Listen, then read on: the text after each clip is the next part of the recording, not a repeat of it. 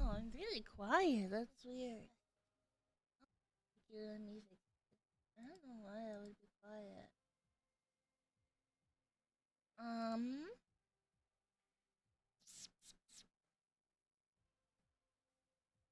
Let me fix something real quick. I don't understand why I could possibly be quiet.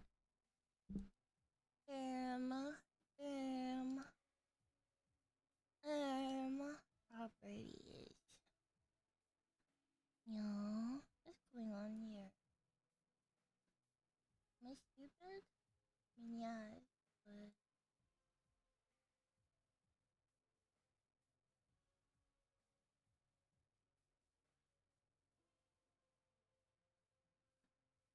yes, okay. I don't understand what's going on here. I'm so confused right now, bro.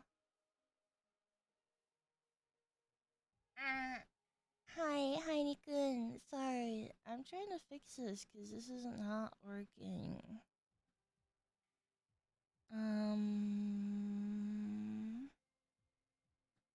Usually I can just bump the volume, but it's not giving me that option right now. It's really confusing, honestly. Advanced audio properties. There we go, baby. 100. Hi. Hi, I know you can hear me now. Hi, yatta. Yahoo, yahoo. Can you hear my alerts too then? For some reason, I can't hear anything, which is weird. Desktop audio is default. Desktop audio is default. Okay, I think it should be fine now. Hi. Oh, now you don't have any desktop audio. Default. Okay.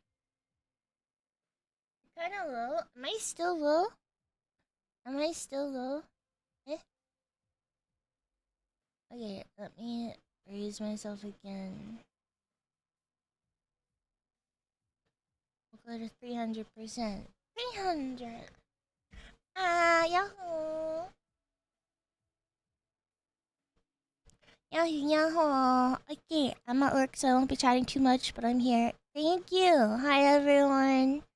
Yahoo! Okay, I'm drinking, an energy drink for breakfast. It's not really my breakfast, because I've been up since 8 a.m., but... Hi, I'm doing well. How are you guys doing? How are you doing, Nikuns? How are you? Can you still hear my BGM? Sorry, 1 second. Let me test something. Boom.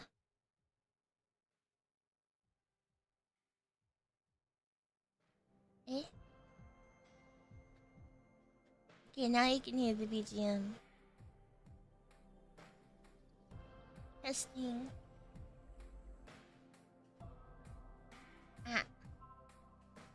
I did. I got some yummy groceries.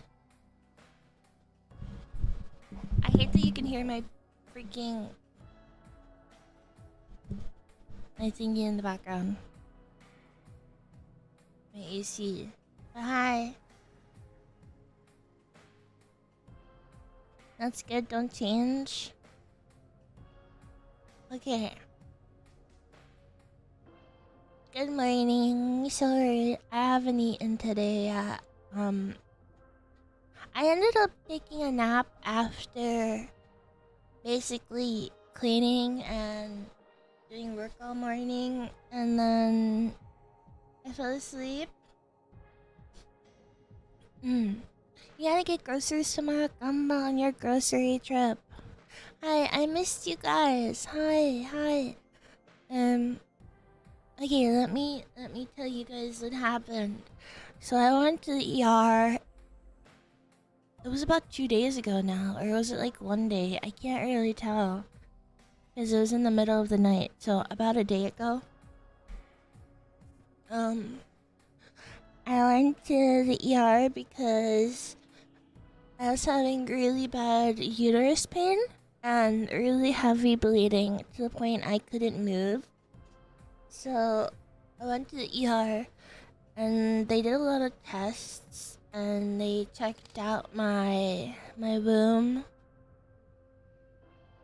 And I found out I have a bleeding disorder, which is really interesting. Basically, my blood doesn't clot properly, and it takes my blood a really, really long time to even clot. So, yeah, I have a bleeding disorder, and then, my ovaries are basically fucked.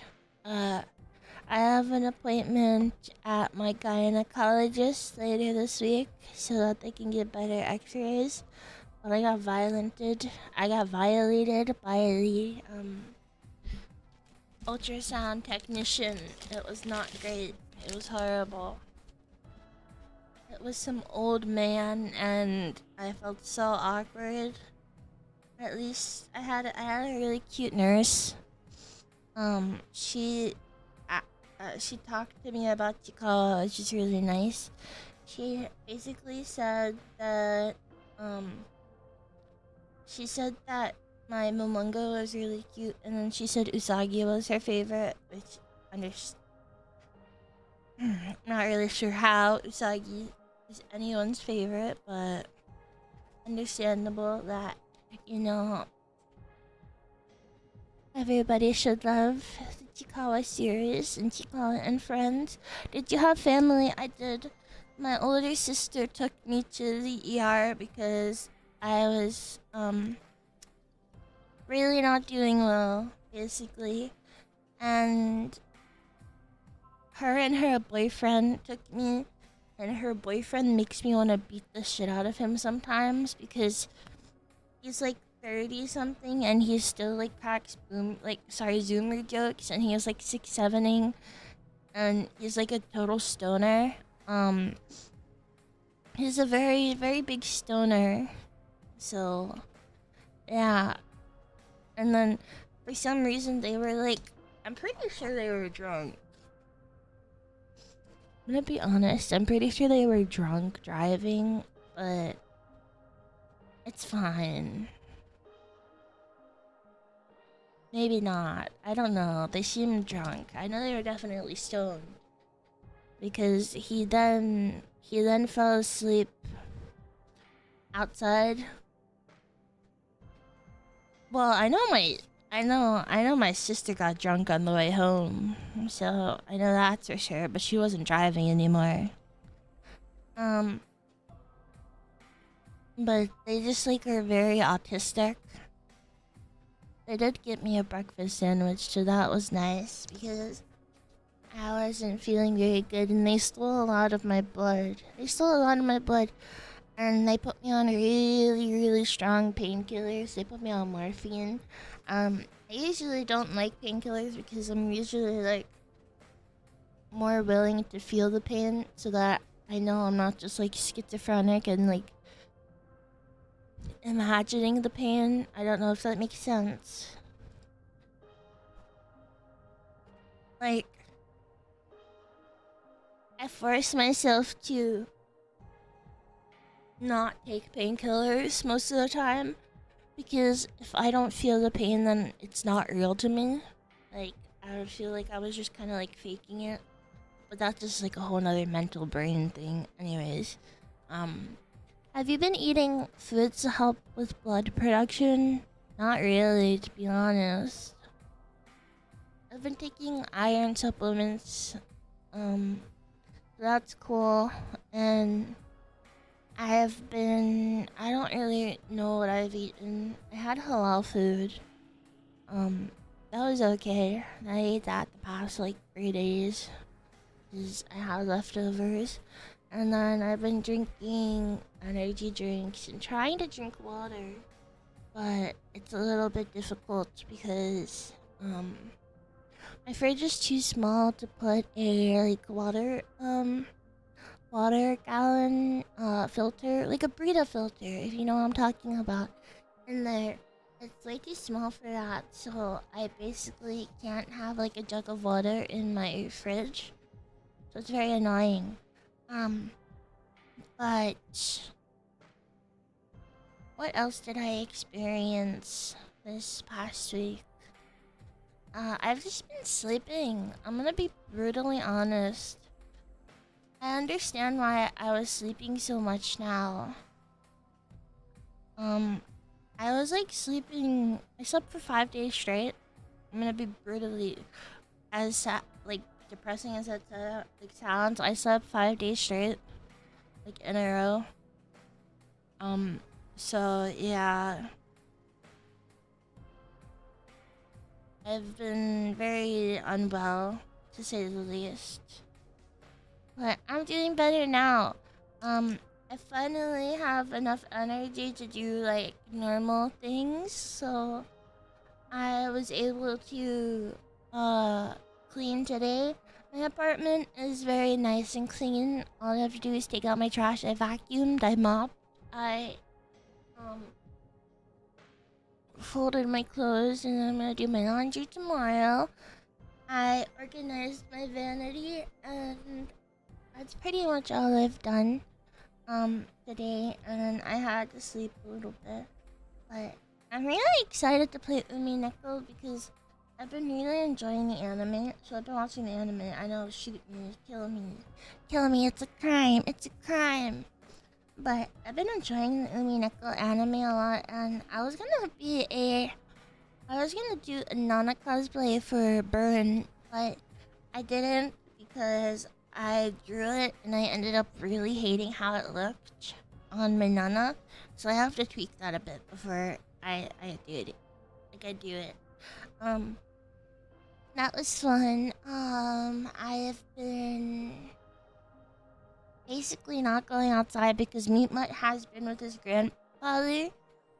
He beat up my dad. Oh my god, he knocked Papako down because he was so excited. He knocked Papako down and he fell on his butt, which we thought was very funny. But anyways, I think that's mostly everything I've been up to. The new Power World update came out. It is related to the anime series. Hi Junpei, yaho. I met you at Anime Expo, it was nice. Ah, thank you for meeting me.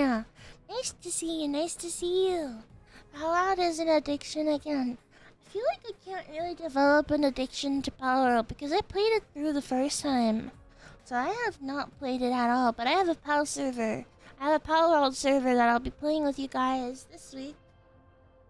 I'm very excited, very excited to play with you guys, because they added some really sexy pals, really cute pals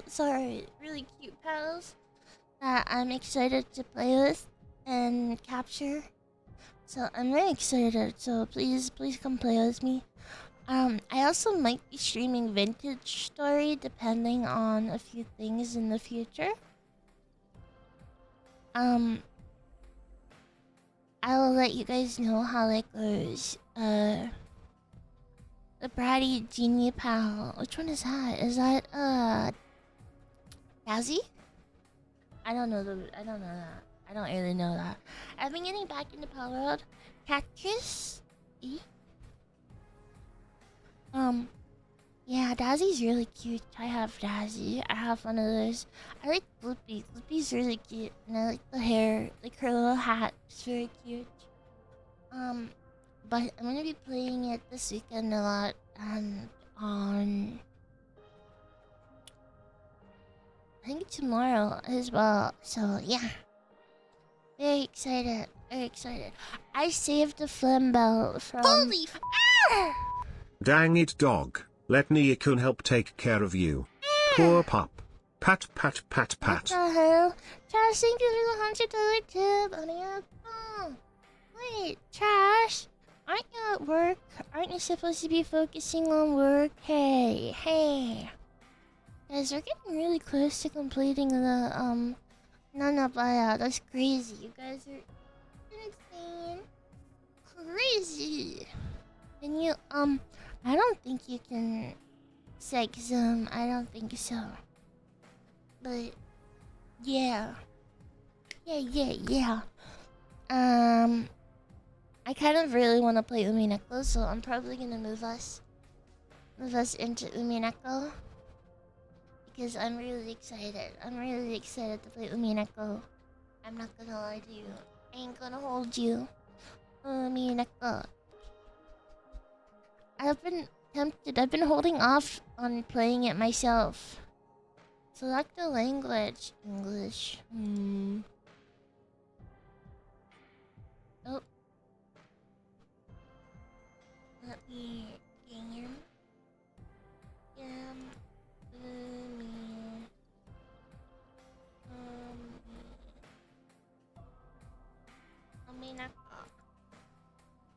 When seagulls cry.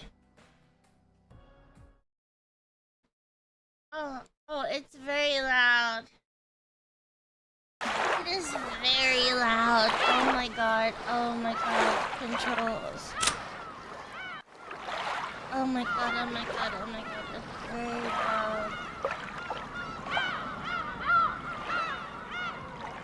I'm sorry.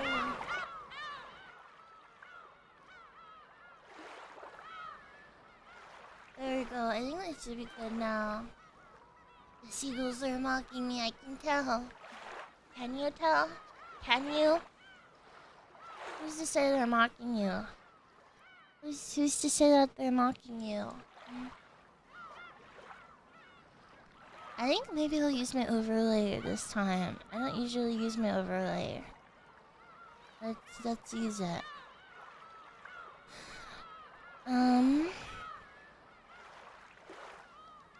Oh, that doesn't really work. And it pisses me off that it doesn't work.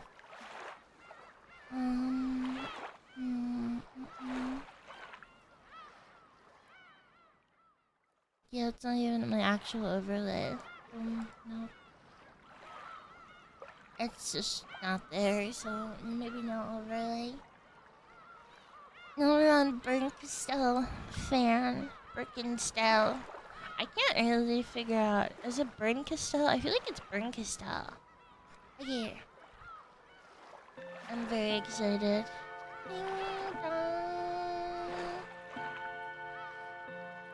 I don't have my BGM on or anything. Okay, we're good.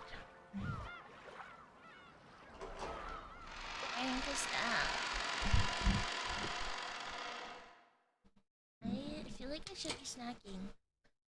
Little Shiromia Battler. The story is very obviously fictional and fantastic in nature. I'm slow. Again? So, you still haven't overcome your love of alcohol? The old physician let out a sigh as he removed the stethoscope. Two elderly men could be seen in the dimly lit study, which was filled with dust and a sickly sweet stench.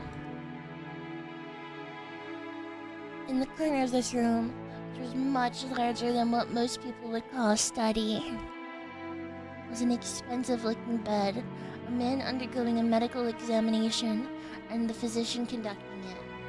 Good snacks. I don't really have any snacks. There was also what appeared to be a servant watching over the whole scene. Thank you for the raid. Yahoo, readers. Hi. I'm Niku. The biggest stock donor of the whole wide world, and I'm playing Umineko. Bottle is my friend. It is no less of a friend than you. It has stood by my side even longer than you have. As the man bearing his chest for the stethoscope rearranged his clothes, he spoke unapologetically. Kinzo-san. Your body only appears to be well, thanks to the effects of the medicine. Have a good dream, thank you! However, If you continue to drink such strong spirits, the treatment will become meaningless. Trust my judgment. Refrain from drinking. I thank you, though, only for the sentiment. Sentiment, my friend. Benji. Another glass. Water it down slightly. That way Nanjo can save face. Hi, readers! Hi, hi, hi, hi! Hi, hi, hi! Yummy. Are you quite sure? After eyeing both the master who demanded the alcohol and the family doctor who forbade it, Genji, the old butler, silently gave a slight nod and carried out his master's orders faithfully. Hi, Gaki! Hi, hi, hi! This is my nose. Family Doctor Nanjo let out a deep sigh once again as he watched the butler busy himself alongside the liquor cabinet. There was a smell filling up the room. This sweet, poisonous aroma felt as though it melted the hurt, if not the soul itself. It was the smell of that venomous green drink that the man couldn't bear to part with. Oh, Nanjo, you are my close friend and we have known each other for quite a long time. I'm deeply grateful for all that you have done to keep me alive this long. I have done nothing. After all, you never listened to my advice as your physician. Real based. Never listened to healthcare providers. Never. Ha ha ha. And you never listened when I warned you about a mistaken chess move you're about to make.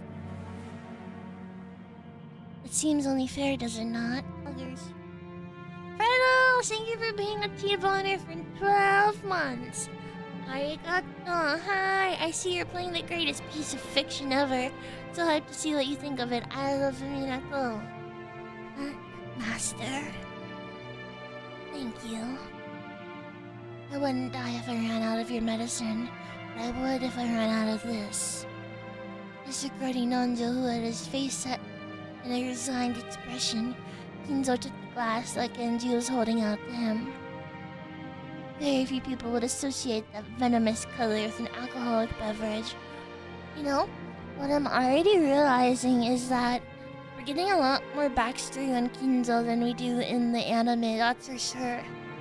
Because in the anime so far, I'm probably about halfway.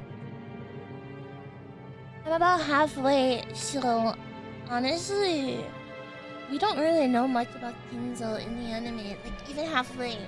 So I feel like we're gonna get a lot of more backstory on him, at least in the VN. The anime is so ass, but they made Burn Castell so cute though. Does it just start with the ship? No, it starts with... actually, it might start with the ship. Nanjo, be honest with me. How much time do I have left? Well, now... How short must I make it to convince you to set the bottle aside? Nanjo once again let out a sigh of resignation. Yeah, I can tell. The anime just kind of started up at, like, mansion, basically. We didn't get much, like, backstory at all. But what can you really do? I feel like you have to kind of, like, what's the word? Concise it? Whatever. Then he finally spoke to Kinzo as the latter swirled his glass. You don't have long. What precisely do you mean by that? Condense it, yes. Sorry, English hard. So you probably could have missed a water to keep in budget, yeah. Let us illustrate it with the chess game here. You have very nearly achieved checkmate, but you have not yet cornered my king. Is Is the anime done by Studio Dean as well? Question mark. I don't know if I'm like being stupid. I feel like it is. First 10 hours are a little slow, but once we hit the Rose Garden, they're so cute. Thank you. I feel like the art style is very Grashikoto, because obviously they're in the same series, but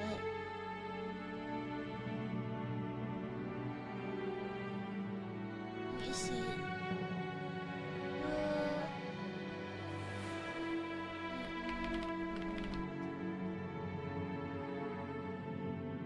It was produced by Studio Dean. Yeah, that checks out. It's the same as the original Higurashi art style. That makes sense, yeah. It's hard. Desire. Yeah. Let us illustrate it with the chess game here. You have very nearly achieved checkmate, but you have yet not cornered my king. We already read that. Okay. Nanjo's gaze is directed at a side table with a massive chess set placed on top of it. Judging by the positioning of the pieces, the game seemed to be entering its final stage. Black's rook and bishop were cutting deeply into the enemy lines. White's king had already been castled and cornered, so that even an amateur could see that the match would reach the conclusion before too long. Of Jessica. Really? You really think I remind you of Jessica? Oh, hearing expressions. Every time Nanjo came to give a medical examination, both of them would make a few moves. Nanjo was hinting that Kinzo would most likely fall into this eternal sleep before the game could be concluded. These were less the words of a physician, and they were the words of an old friend. Were you a normal patient, I would recommend that you write a will at this point. And what is a will, Nanjo? Handwritten instructions to the vultures on how to devour and scatter my corpse? No, not at all. As the word suggests, it's a way for you to record your will for later generations. It is far more than just means to divide up your inheritance. Hove. Brohode. And apart from the division of the inheritance, what might I write of? Might write your regrets, matters you have left unfinished, things you want to pass down to others, or merely matters you wish to communicate. Anything you want. Humph. This is Jisan is humping. Things I want to pass down to others, or matters I wish to communicate? Ridiculous. I, Ushiro Miya, Kinzo, have not one thing I want to tell or leave behind. I was born with nothing. I will die with nothing. There's nothing I wish to leave my fullest children.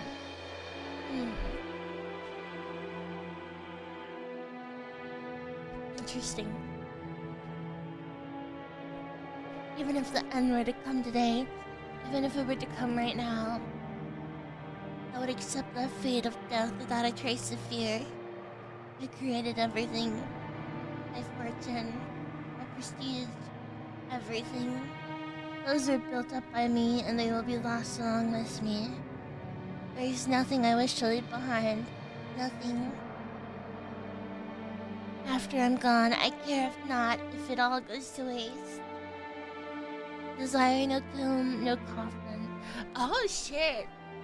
I wonder, why does he have such a vendetta against his kids? I feel like, especially in like the anime, like, it just doesn't really show that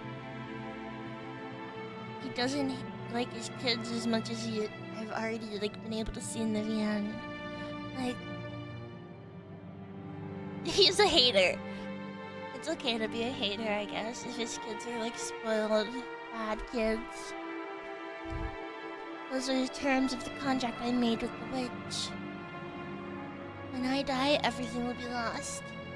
It has been a part of the promise since the beginning, and that's why nothing will be left behind. There's nothing I can leave behind. After reaching a furious crescendo, Kinzo suddenly slumped over.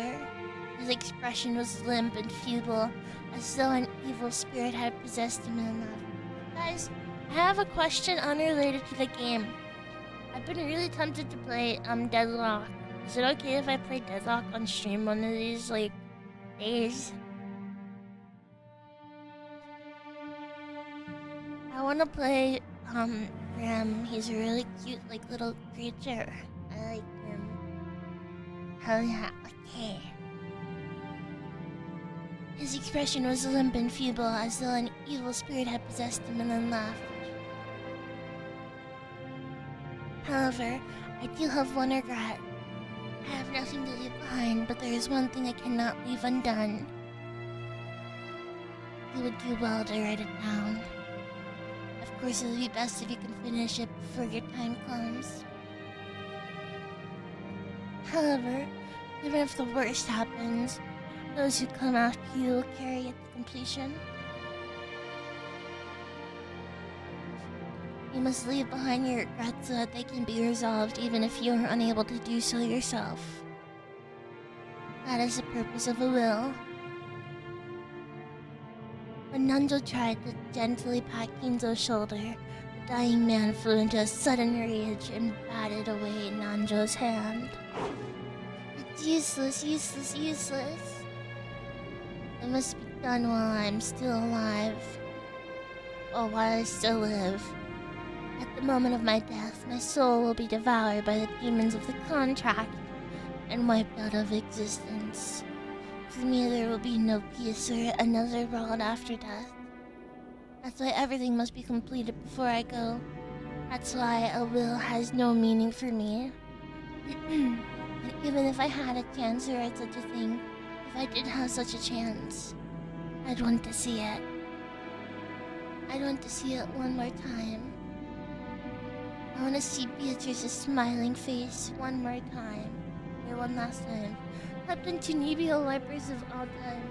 This guy is having his main character moment. Don't bully him. He doesn't have much time left, okay? He doesn't have much time left. So he's allowed to have his main character moment. Oh, Beatrice, why have you resisted me for so long? I'll return everything you've given me. I'm prepared to lose everything, so please show me your smile just one more time. So is he in love with Beatrice? Beatrice, I beg of you. You must be able to hear my plea.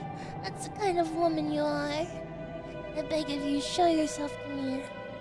You're here, aren't you? You're standing there, invisible, listening to every word I say. And even now you're mocking me from somewhere in this room, aren't you? Please appear before me once more and smile. Feel free to scold me, even snatch away my life by your own hands if you so desire. Asachi, I don't want to die alone like this. I cannot let myself die until I've seen your smile just one more time. Ah, Beatrice, Beatrice. I offer up this life of mine, I offer it up to you. I'm begging you, Beatrice. Hey.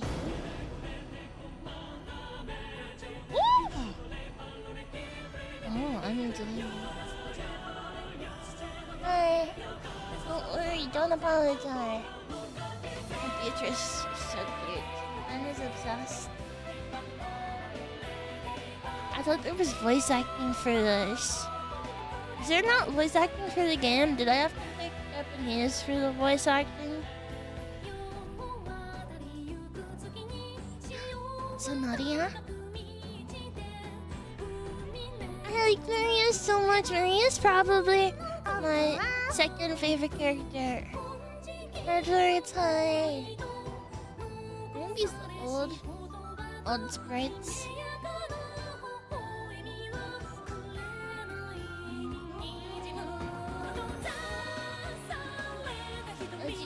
no voice acting.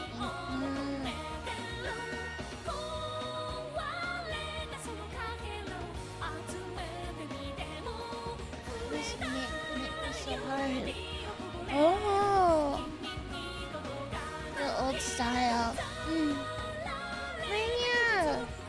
Maria is so good.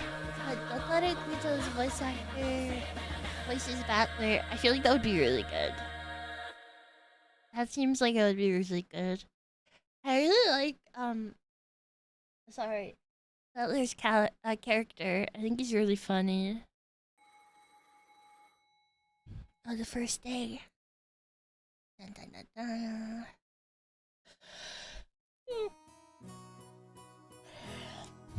Whoa. Things sure move with times. I can't believe we'll be able to make the trip in just 20 minutes. I couldn't help but scratch my head and marvel at how far things have come in recent years. We used to go by boat. Back then we were all forced to endure nearly half a day of swaying back and forth over the sea before we reached Nijima. Things have gotten so much more convenient these days. Maria, my beloved. I love Maria. She's so cute. Still, I've never been on a plane this small. Battler is so good and I love that man. I really want to cosplay. You should cosplay him. I've been really tempted to cosplay Burn. I've wanted to cosplay Burn, but I feel like, I don't know. She's really cute. I feel like it'd be an injustice to her. I feel like I'm not moe enough for her. She's really cute though. Still, I've never been on a plane this small. I've flown in a huge jumbo jet before. Oh! Lorraine, thank you for the resub for 2 months. Cute. Thank you. Hi, Pudding. How are you? This will be my first experience in such a tiny one. It's gonna shake, isn't it? They say the smaller boats shake more than the big ones. So I guess the same rule applies to planes. Just spare me. Haha, don't worry, Battler-kun. It shakes much less than that boat did. Hi, George. Oh my god, it's George. Yeah, is that you, George Aniki? Don't scare me like that. You just saved 3 years off my life. Anyway, what's shaking got to do with anything? You don't think I'm actually scared of the plane shaking or maybe falling out of the sky or something, right? Okay, Battler. Okay, Battler. Like, you're not him. Huggers. What was that? Honey.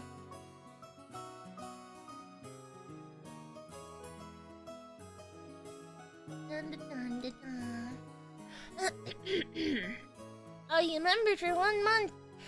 Funai, thank you for remembering. Thank you for being a T-boner. Thank you for being a member.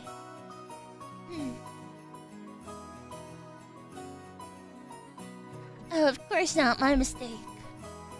I see you've changed a lot since we last saw you. After all, it's been 6 years since then. I'm not a kitty. I'm a puppy. You're not a kid anymore.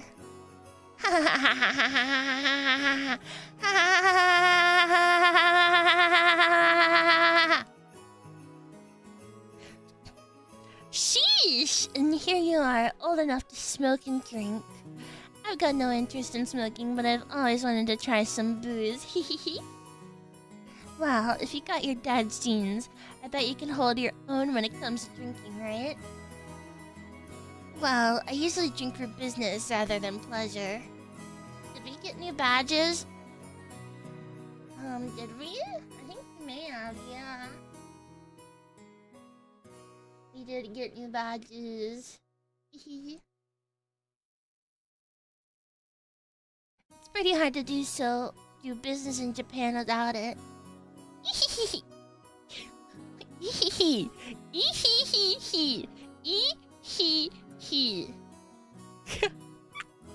What does he mean by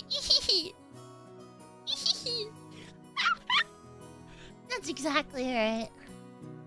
That's why I never miss a chance to get in some practice. That's no good, Battler-kun. You're still a minor. I retract any statements I have made earlier. Don't you know alcohol can stunt the growth of, never mind. Come on, I'm tall enough already. In fact, it'd be easier to find clothes if I shrunk a little. I puffed my chest out proudly. Hi, girlfriend! Until I hit my growth spurt, my height was below average. Girlfriend, how are you? How is the wife? Until I hit my growth spurt, my height was below average in my class. But then I grew and grew, and before I knew it, I had passed 180 centimeters, 5'11". Damn! How good so far. I'm glad. He's 18, oh, he's a baby. Hi, Tech. I guess I have all that muscle training and those shady mail order performances. Or performance-enhancing drugs to thank for that. What type of drugs is he taking? Before then, I never dreamed that I'd shoot 10 centimeters above George Aniki, who reached his peak height early on. You just reached work? Have a good day at work. Damn, I'll bet my relatives all say, look how big you've grown, Battler Tan, or something. That's also embarrassing. I wish they'd just give me a break. Anyway, my name, Battler. Well, it's pretty damn weird, don't you think? I've got to wonder what my parents were thinking when they named me that. I like that his name is Battler-kun, and he like battles the idea of magic. So I think it's really funny that his name is Battler. But GMO milk. Oh my god, you're autistic. And this song. Sing like the whole. Hi, Griffin. Thank you for the tier 3 song. Thank you. And Battler is a pretty cool name. It is cool. I just think it's kind of funny. I never met anyone who couldn't read it right the first time. I should get called Sentakun. Interesting. Sorry, but that's not even close. My name is written. Oops. Can you read it? First part is my family name, Shiromiya.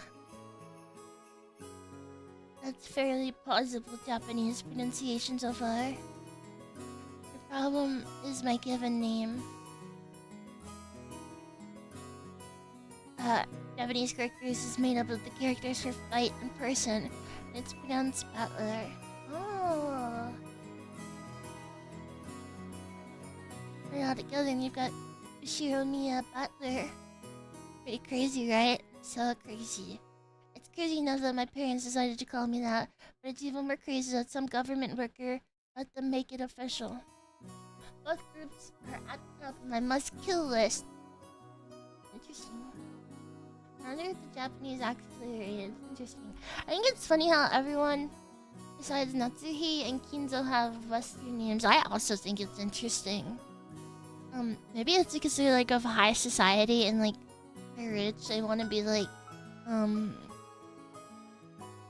of like elegant and like top. Kind of like these are like kind of Victorian names, like Maria. I feel like Maria is like kind of high society and high wealth, like wealthy vibes. Both groups are at the top of my must-kill list. Oops. Anyway, this is one of my cousins. His name is pronounced Shiromiya George. He's 5 years older than me, so he must be turning 23 this year. Since the Shiromiya cousins consist of 2 boys and 2 girls, I ended up playing with George a lot, all of the time. Hi, Nana. Hi, Fun. Hi. How are you? I'm really hungry. Do I have anything to snack on? I don't think so. Because I've always thought of him as a big brother, I still call him Aniki. Today, Ooh, about the kin. Look how big you've gotten. Now they were closing that in age. Interesting. I don't think 5 years is that much. You know what they say, leave a boy for 3 days and you'll hardly recognize him. It must be in his blood. Rudolph wasn't that tall either until his high school years. Rudolph? Like... Rudolph the red-nosed reindeer had a very shiny nose. Perhaps people end up taller if their growth spurts comes late. I think that's actually true. I think that's actually kind of true. Because I feel like a lot of boys in my middle school to my middle school class were really short. They were shorter than the girls. And then they all just kind of jumped up in height. It was crazy. They hit this insane growth spurt. Nah, it's nothing special. A real man needs to be tough on the inside too. Exactly. That raccoon here knows how it works. Real men win or lose based on what they've got on the inside. Drink? Okay. Boys tend to have their growth spurts 2 to 3 years after girls do. Oh, interesting. I feel like I don't know that many men, so I don't think I'd be able to compare that. It's something like that. Oh, interesting.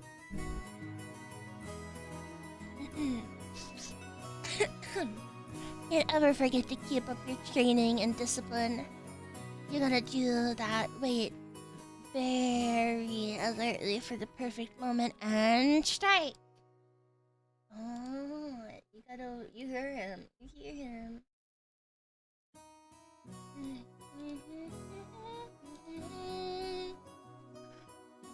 Now, I never even imagined that I'd become the company president I am today, master of my own domain. I own a domain too. You're not that special, noob.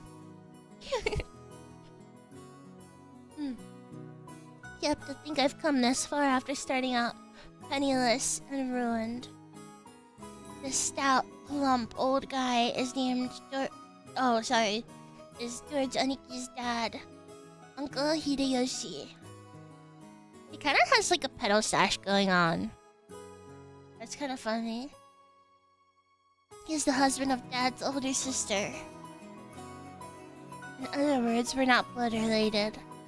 He's nice to children, sociable all the time, and even quick to give out some spending money to us kids. Simply put, he's an awesome uncle. Aw, cute. He speaks in an odd and very noticeable Kansai dialect, but he's actually a natural-born Kanto man.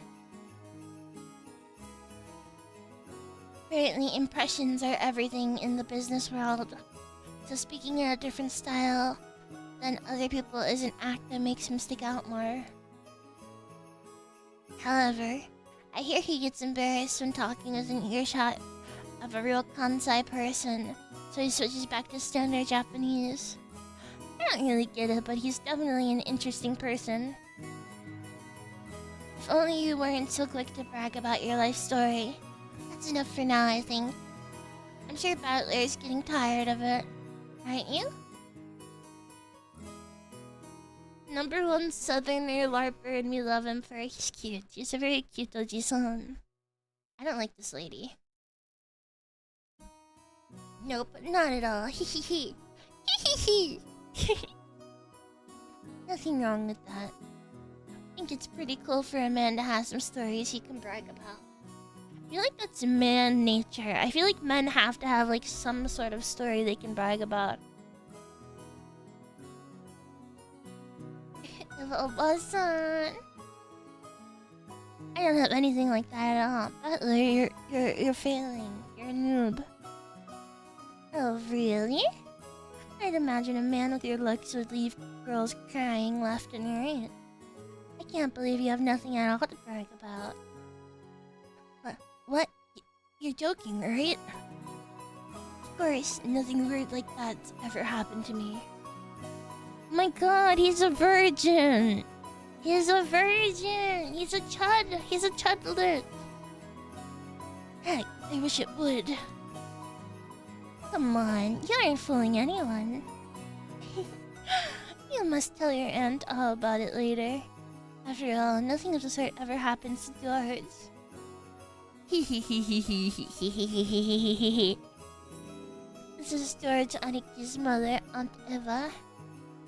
She's my dad's older sister.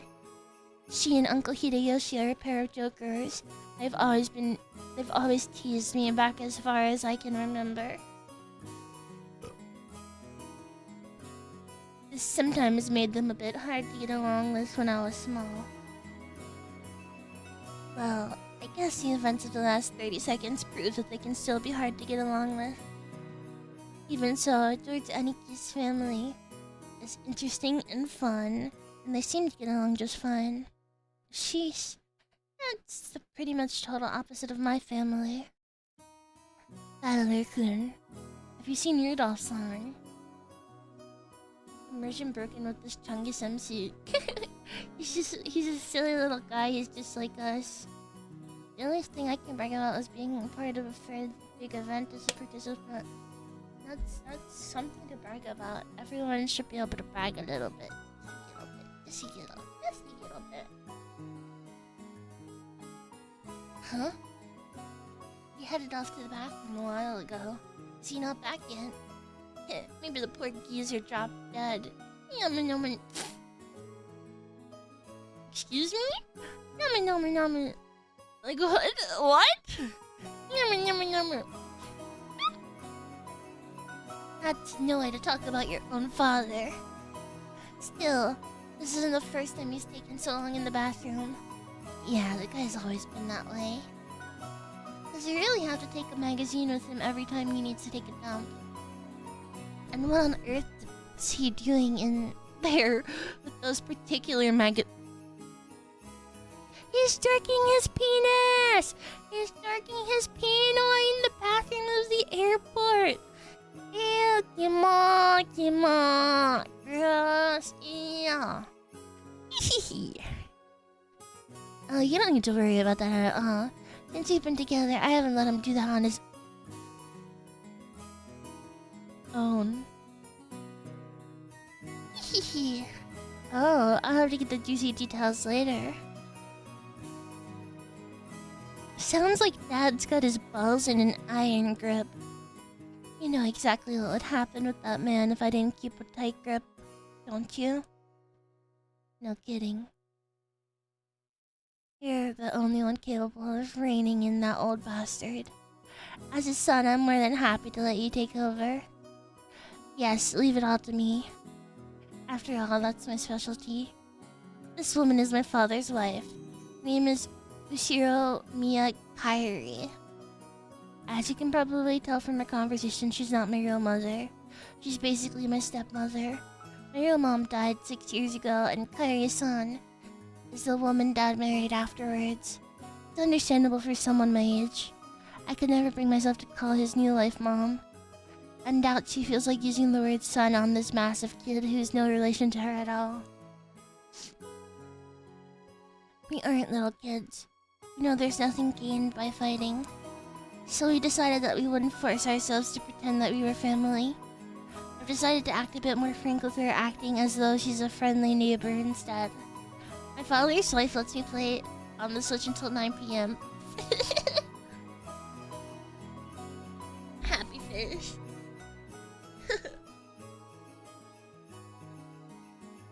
Boogers. It's much easier if we keep a little distance instead of forcing ourselves to act all close and making each other uncomfortable.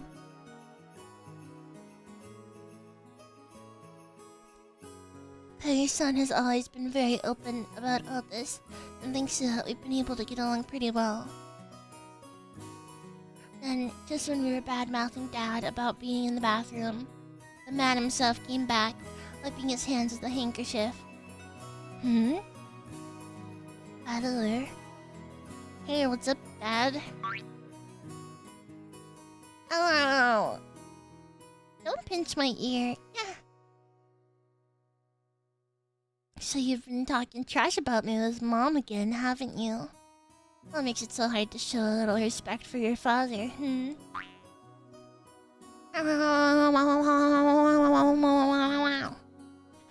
it, that hurts. You can stretch my ear all you want, but I'm not gonna be able to fly. It hurts. Come on now. Up, up, down, down, left, left, left, right, left, right. I say, Father, please. Was that the? Was that the Was it like the Konami code or something? Or I don't know what it's called. I'm not cool enough. I'll say it, Father. Please forgive me for being so rude. Like how I will. Go find yourself some members only store if you want it that much. Like Konami code. Yeah. Like go. This old bastard is my dad. I think I'm pretty tall myself, but Dad's just about as tall as I am. It's no surprise Aunt Eva started talking about Dad's blood when she saw my height. By the way, my height isn't the only thing I've got from him. It seems having weird names runs in the family. Dad's full name is written. Oh, you can't read it, can you? No. It's just. Anyway, this guy's name is pronounced Rudolph. He must hate Grandfather for giving him that name. Still, it's no reason to pass that weird naming tradition on to me. Up, up, down, down, left, right, select, start. Ah, I see. Hi, Broken. As the old bastard twisted my ear all over the place, Aunt Eva snuck up behind him and grabbed his ear. Hey, Rudolph. You should know better than to physically abuse your son. Yeah, that hurts, Aneki. The scene perfectly illustrated the relationship between the prankster younger brother and the older sister who could deal out punishment to him despite his size. Hi, Crust. Hi. I think that's good enough for now, Eva-san. I'll make sure to stretch out his other ear later on. Oh my, apologies. I must leave some pulling for you to do, Kairi-san. Rudolph, make sure Kairi-san gives you lots and lots of punishment later on, okay? Ooh. You're one to talk, Aneki. Abusing your little brother like that. Hideyoshi Nisan, I'd like to thank you very much for picking her up. If you hadn't been so generous, she'd still be unsold in the store. That is crazy! That is crazy! Oh my god! That is literally crazy. Oh my god. That is wild. I actually forgot how the code went exactly myself. I'm the exact age that's supposed to remember that. Ah, Uchi-san. Uchi-san. There's another me. I had to look up the name to be sure. Brutal. That's crazy. That is crazy. You have my gratitude and apologies.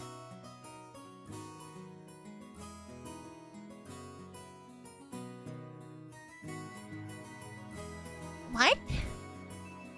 Oh. Who are you calling unsold? After taking 2-3 steps back, Aunt Eva unleashed one more of her beautiful high reverse roundhouse kicks. Roundhouse kicks? Holy shit. That's crazy. Which stopped just a centimeter away from the tip of Dad's nose. I take my Uchi-san label with pride. Yeah, do you? Also, hi, Nevros. Hi, thank you for the meat packs. Hi, hi. Can you do a roundhouse kick? No, I'd fall. I can barely stand up properly without getting like dizzy and falling around.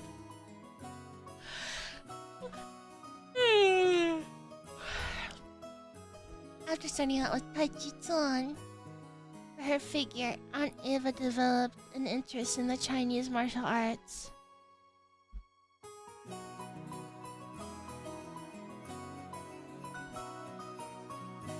After that, she went through karate, taekwondo, capoeira, and what is it she's learning now again? Well, anyway, they say a woman's weapons are in her lower body, and that's literally true for Eva.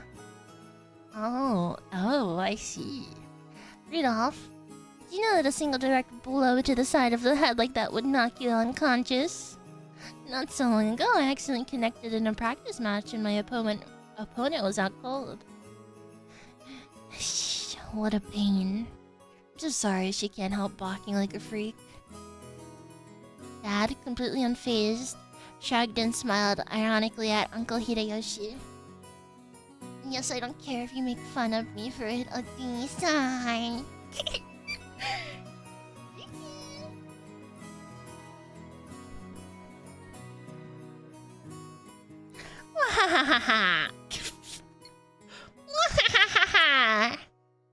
Never had a brother or sister myself. When I see you two bickering with each other, it makes me feel warm and fuzzy inside. It sure is nice to have a big family. Oh, then why not consider making a little brother for George-kun? He's already a fine adult who's about to go off on his own, so it might be a good time to have another child. Hey, have a little sympathy for the new kid and all the pain and suffering he'd have to live through. I'm surprised even George-kun turned out as well as he did after being born from this sinister sister of mine. Ooh. And what an awesome kid he is. Please share some of that with our blockhead of a son someday, will you? To be further away than... Really? Extend further... Oh, way further than it does here, probably. That's not at all how it happened. It's thanks to Eva-Nissan's proper rearing that George-kun became the kind of gentle kid he is now. Isn't that right, Nissan? Oh, come on now. You think so? Our George still has a long way to go. By the way, how's your little Ange-san doing? I heard she was vomiting. Oh, that's right. I was hoping to finally see her face after such a long time. Is she okay? She often catches a cold when the seasons change. She's very frail. I did want to bring her along, but we decided to have my family look after her this time. I think that's a wise move. She'll heal a lot better if she stays away from that venomous head family household. Ooh. Child's health is always more important than adults' convenience, don't you think? Artists that are selling... They might be selling fan merch. If you guys see any Nana fan merch, please post it in the Discord. Angi. Oh, Angi. I see. If you see any Nana fan merch being sold at Offkai, please post it in the Discord. I'm making a list and a graphic for you guys. So please let me know. I know of some great medicine for vomiting colds like that. When you get back home, I'll send some to you right away, so please let her try some. Thank you very much, Hideyoshi-san. I'm always in your debt. And once the conversation suddenly veered off in that direction, we kids didn't have any chance of butting in. For now, I'm just happy Aunt Eva gave Dad his dessert for tugging on my ear. I was still waiting for the weather report. Thirds Aniki pointed at the counter. The checking weather sign was still stuck next to the departure times for the flight we were scheduled to board. According to Aniki, smaller planes are more subjected to winds and other effects of the weather. It's not at all uncommon for flights to be delayed because of that. Wait a second, we are totally sure it's not gonna shake, right? From down here on the ground, it just looks cloudy and not windy. Well, I guess it's different up where the planes fly. Wait, Freddles, are you going to Offkai? Anju would be hot. It's spelled here. Ah, I see. That makes sense.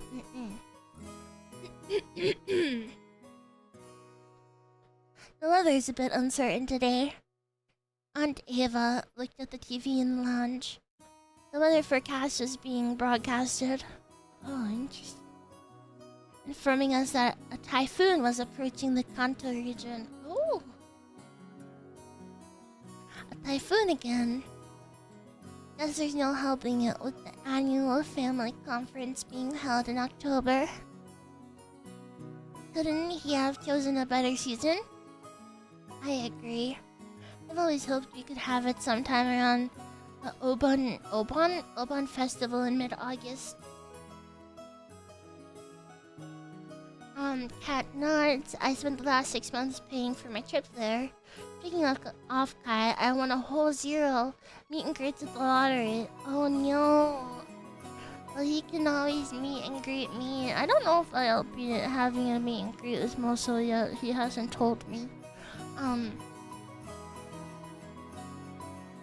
But I'm hoping I'll be carried around on an iPad. So I need to figure that out. Or maybe, I know that Matcha will be accepting gifts at her table for me to send. So, if any of my Nikuns find any Menako/Menos merch, blushes.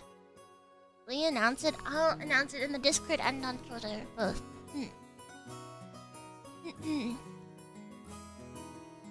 In that case, why don't you suggest that the father and Nissan during the conference? Very funny. Why don't you do it yourself? My brother would never listen to anything I suggested. No way.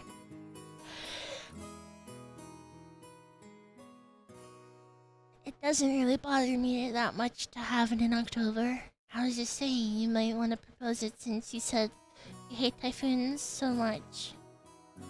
I only said that typhoons always come around this time of year. You're the one who said you wanted to move it to the Obon festival, right? Oh, burp. Well, you said it too last year. Didn't you say that it would be easier to fit in your schedule if we had it during the Obon festival? I never said anything like that. Oh, yes, you did. I certainly wouldn't forget something like that. No, I didn't. You're the one saying that all the time. Didn't you know? Stopping a kick just a hair's breadth away from impact is a very high-level technique. Sheesh, women your age shouldn't spread their legs like that. That's crazy. That is crazy. That and Aunt Eva's argument looked no different from a couple of brats quarreling. Even though they usually behave like normal parents, they turn right back into kids again when they meet their siblings at these family conferences. You're the one who looks like a real adult, analyzing it all calmly. I hope I never turn out like that old bastard. I'd much rather end up like as an intellectual adult like you, Aniki. Like me. Oh, I still have a long way to go. I still have very little experience out there in the real world, and I need to work on becoming more confident and sociable. I think you've far surpassed me on all of those counts, Battler-kun. I'm sure you'll outstrip me fast enough when you become an adult. George Aniki scratched his head and laughed as though trying to hide his embarrassment. Of course, he was just being humble. Aniki entered a university and became an apprentice at Uncle Hideyoshi's company, at the same time studying both academics and how to become a business in parallel.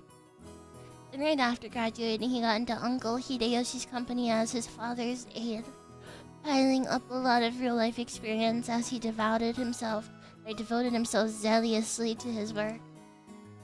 His great dream is to one day stand on his own and build up his own kingdom. Aniki is a real paragon of a man, sparing no effort as he strives towards his goal. Sparing, holy shit, English is hard. It's no exaggeration to say that I really respect him. And then there's me. I'm nothing at all like Aniki. I'm living my happy-go-lucky idle high school life to the max. I got no dreams for the future. I'd like to just sit back, stay cool, and let the money flow in. But of course that could never happen. When Aniki was my age, he had already formed an impressive objective and had started devoting himself towards studying for that goal, so I guess I can't compare at all. My dad just says, sure, you can study at my company if you'd like cleaning toilets. Damn it, I'm not gonna be in the debt of that old bastard. I'll find my way myself. If only willpower was all it took to become an adult. Should I go on one of those self-searching journeys that are all the rage these days? Well, it's not like I could mooch off my parents for that kind of money. He's literally me.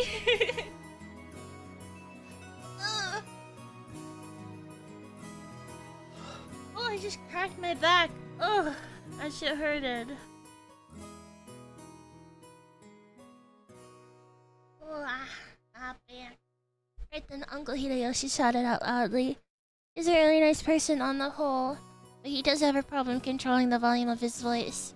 When I looked over, I saw that he was greeting Aunt Rosa, who had come late. Oh ho ho! If it isn't Rosa-san! Mario-san, long time no see! Long time no see! Yeah! Shouldn't that be... It's good to see you again. I hate her! I hate her! She's a bitch! Greet your uncle properly. It's good to see you again. There you go. Well said. How about some candy, Zero Large? Uh-huh. Where'd I put it? Rosa-san, it's good to see you again. It's good to see you too, Maria-chan. It's been too long, Kairi-ne-san, Hideyoshi-ne-san. And... oh my, Battler-kun. Look how big you've gotten. Ah, come on. It's just embarrassing hearing that from every person I meet. Hey, Rosa. You're late. If the plane was on time, you'd barely have made it. I'm sorry. You had some trouble making your train connection. Yeah, because you were beating your fucking daughter. You were beating your daughter on the train because she wanted candy, you piece of shit, bitch.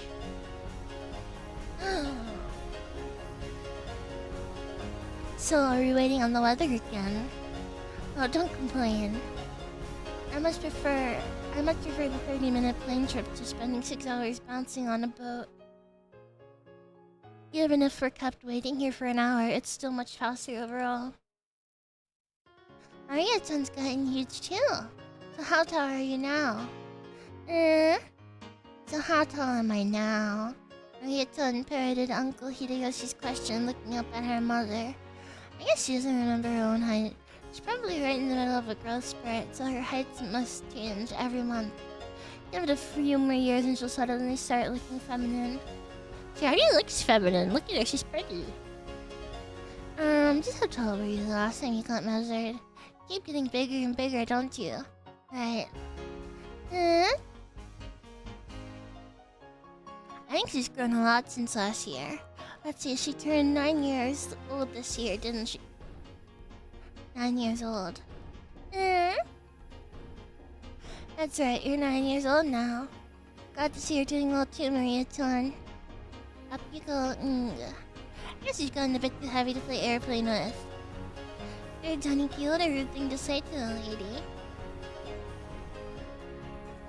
Watching that while hearing the phenomenal voice acting work of the Alchemist remake was an experience. Oh. Here, I'll do it. Up you go. When I went to lift her up, in Aniki's place, Maria stiffened defensively, staring suspiciously at my face. Ah, that's right. Last time I met Maria, it was 6 years ago and she was only 3 years old. She doesn't remember my face. Maria-chan, don't you remember? It's Battler-kun. We used to play together, remember? I love Maria, she's so cute. My precious baby, I wish her nothing but the best for this poor child. Me too. No surprise, I guess. Last time she met Battler, she was only 3. You don't keep memories at all that age. You must know everyone's face apart from mine because she met them every year, but I haven't had the contact with the Ushiro Miya family for about 6 years now. So it's no surprise that this 9-year-old girl doesn't have any memories of me. Even I can only just barely remember her being a 3-year-old crybaby. Oh yeah? This is Battler Oni-chan. Right off Nisan's son. Understand? The brother's son is... The brother is the son. The Usan was probably her brain going in overload at the complicated explanation. I guess the phrasing of that was a bit confusing.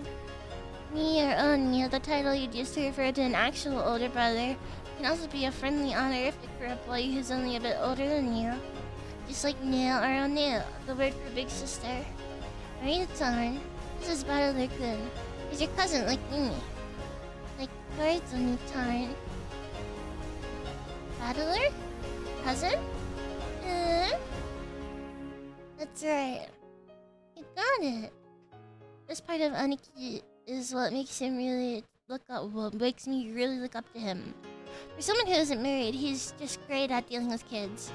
I'm sure he'll be an indulgent father in the future. Battler Oni-chan. He looked straight at me with a questioning expression, as though asking whether it was okay to call me that. Yep, that's me, a Battler. Nice to meet you, Maria.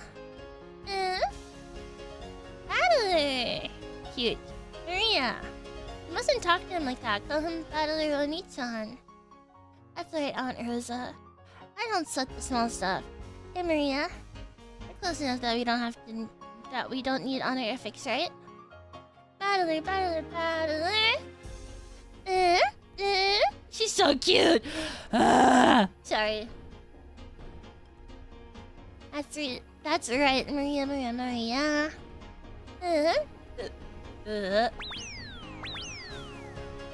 We horsed around for a while, make up for the 6-year year gap in our friendship. She probably still thinks of me as nothing more than a big new friend, but things will probably work out as we get to know each other again. I'm surprised. She's just the way I remembered her being 6 years ago. Seems that people don't just change much after all. I'm a bit happy she's still the pure, innocent girl I remember. Her name is written, of course, it's pronounced Maria. The third character looks like a cross, which is pretty cool. Feelings don't usually show up on her face, so it can be difficult to know just what she's thinking. But that's just how she looks on the outside. On the inside, she's just a sweet, normal girl. And there's Maria's mother, Aunt Rosa. She's my dad's younger sister. Rosa is written. Here's a name that's totally not Japanese. Sorry to say, but her name is almost as ridiculous as Dad's. I would learn to respect her for not ending up as screwed up as he is. When I think about it, all the names in my family sound foreign. That's why his grandfather's so obsessed with that. Because of him, even we grandchildren have to put up with this weird naming. Is it because of Beatrice? Oh, I think it's probably because of Beatrice. He really likes Beatrice, doesn't he? He's like a Beatrice fanboy. For naming sense. It's even more annoying since grandfather's own name is perfectly normal. Anyway, there's one thing about Aunt Rosa that's a relief compared to the other family members. The old bastard and Aunt Eva have this annoying urge to tease and mock people all the time. But even though she shares their blood, Aunt Rosa isn't like that at all. She's the most common sense among all the siblings. Like Uncle Hideyoshi, she's a kind aunt who will always be on the kid's side. However, possibly because she's more strict as a parent, she's not liberal with handing out spending money like Uncle Hideyoshi. Oh, is this Kamiyoshi true? Beatrice is not a Japanese name, no. Okay, now we have the entire group of family members who are going to board the plane. At that moment, as though we had waited for us all to arrive, an announcement rang out through the lobby. Our apologies for the delay. Boarding will now commence for Flight 201 to Nijima. We ask that the passengers please form 2 lines in front of the counter behind the white line. Rosa, you still haven't gone through boarding procedures, right? Hurry up. Oh no. Maria, come on. So cute. We had to go through a metal detector before going out on the runway. Our small plane wasn't as massive as an international flight, but it was still a plane. Staff member holding a metal detector checked us all. Once all of us cleared the check, we followed the staff members out onto the runway. Come to think of it, everyone here is in the Shiromiya family. It's like this is a reserve charter fleet or something. Our group stopped in front of the entrance to the airplane, and our guide turned around and spoke, looking down the passengers at the passenger list as he did. Boarding will now commence. As I call out the names on the passengers list, please take your seats in the order from starting from the front row on the right side and going right to left, and then on to the next row. Oh, thank you for the follow. I can't read your name. Sorry. I will now begin reading the passenger list. Shiromiya Hideyoshi-sama. Oh, I'm first, right here. Anyway, do you have some candy, Eva? I've been looking all over for some, but I can't find any. Shiromiya Eva-sama. They're in my handbag. I'll get one once we're inside the plane. I've heard that candies are a good way to protect your ears from hurting because of the variations in atmospheric pressure when landing or taking off. That's probably what they're talking about. Hope I get a window seat. Haha, don't worry. There aren't any other kinds of seats. As Search Aniki said, there were apparently only 2 lines of seats. So this is what a small plane is like. You're totally sure it's not gonna shake, right? Shiromiya Toji-sama. Right here. Don't worry, Battler-kun. You won't shake too much. Shiromiya Battler-sama. Aniki, what do you mean not too much? You can just swim if you fall from a boat, but if a plane crashes, you're screwed, right? We all get our own parachutes in our seats, don't we? Wait, we don't? Shiromiya Rudol-sama. Come on, Battler, stop standing there, slack-jawed, and get in. Oh, Dad. Don't push me. You don't get parachutes. Shiromiya Kairi-sama. Do not tell Battler about turbulence too. Also, the heavily filtered images are just like, it gives me like super old VN vibes, and it makes me really happy. Okay, you two, stop fooling around now. Let's move on in. Okay, Kai. Ow. Oh, okay, don't push me. This blockhead isn't moving. Shiromiya Moria-sama. Let's move on in. Shiromiya Rosa-sama. Maya, be quiet. I don't like how mean she is to Maria. This is your pilot. So how about that?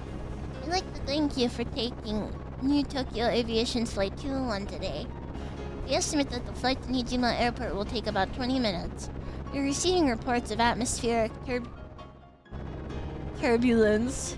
There may be some shaking of the aircraft, so we ask that you do not unfasten your seatbelts after the takeoff. Aniki, did that guy just say we need to wear seatbelts?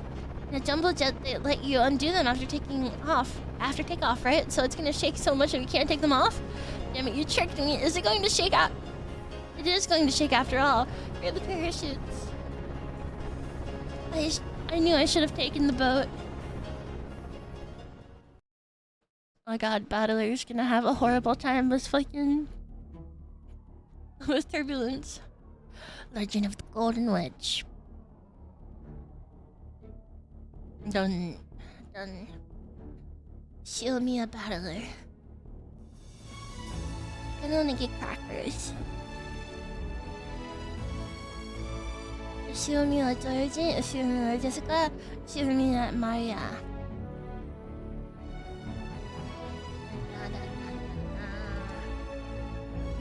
have to read all of this.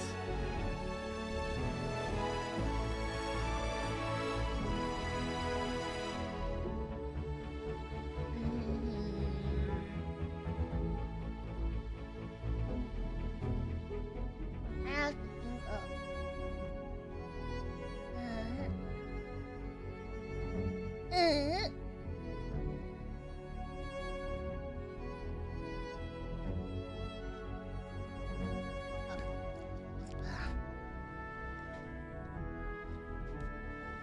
Maybe I should order food. I haven't eaten today.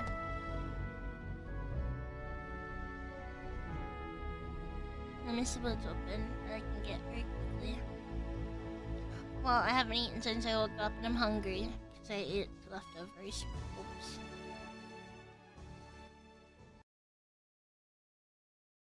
I'm gonna go tinkle very quickly, okay? Okay, I'll be right back.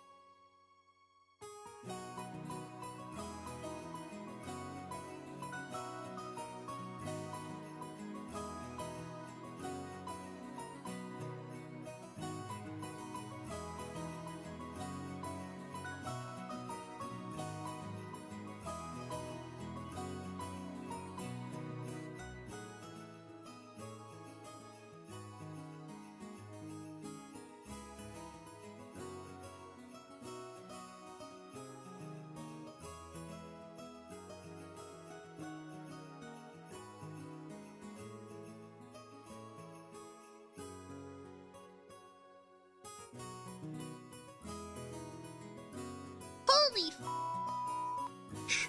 Maybe she won't notice I dropped this in here.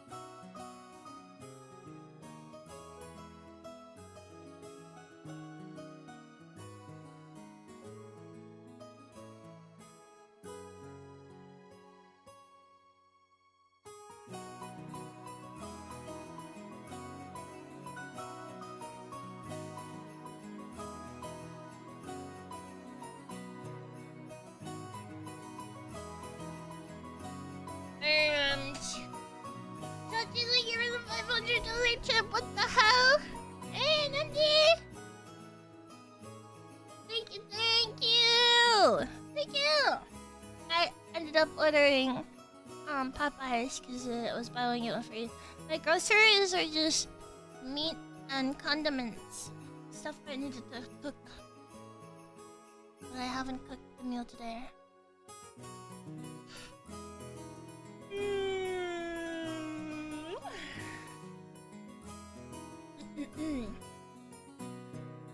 Thank you. Ah, thank you so much, Shati. You're crazy. Shati, you're crazy. Thank you so much for the $500 tip. We're so close, Dad. We're so close. Ah.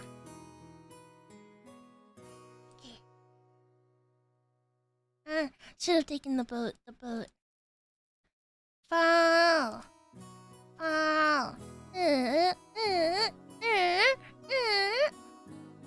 Honey, yeah, that's enough.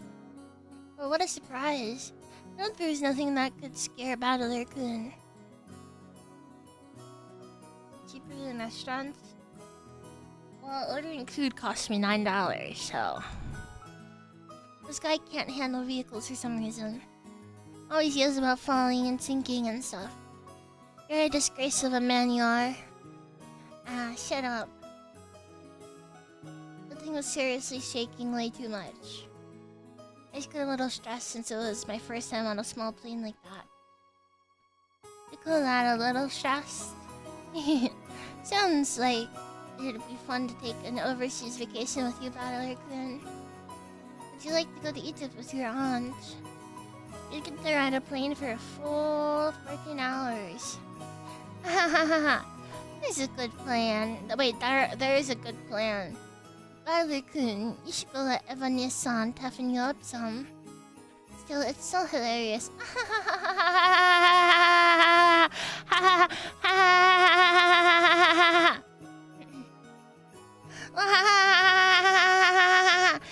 Now.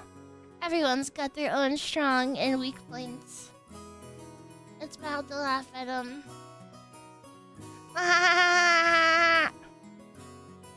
Dad, you're laughing too. Hammerhead-san, you shouldn't laugh anymore. Shouldn't laugh anymore? Yeah, damn it. Is being scared of planes really such a big deal? Everyone obviously thinks I'm a big oof now. Nikuns, I forced you all to submit your best as a voice note in my Discord. Thank you.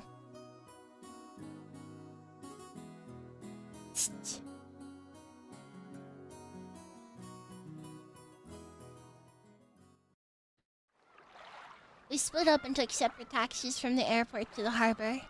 From there on, we would be taking a boat to the island. The islands are right next to each other, so the distance of the trip wasn't that great. The boat, it was a leisurely 30 minutes. Yeah, my dad is calling me.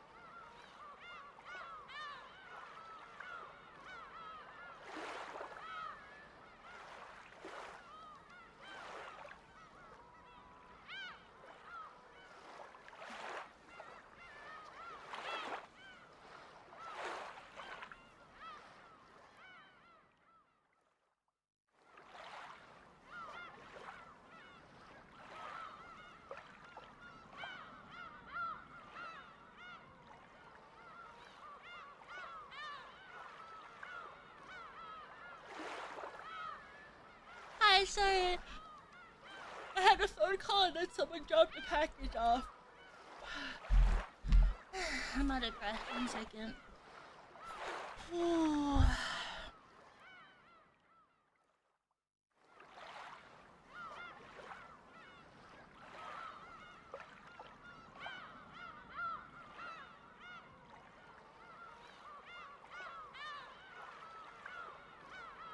I'm out of breath. I had to run up the stairs. I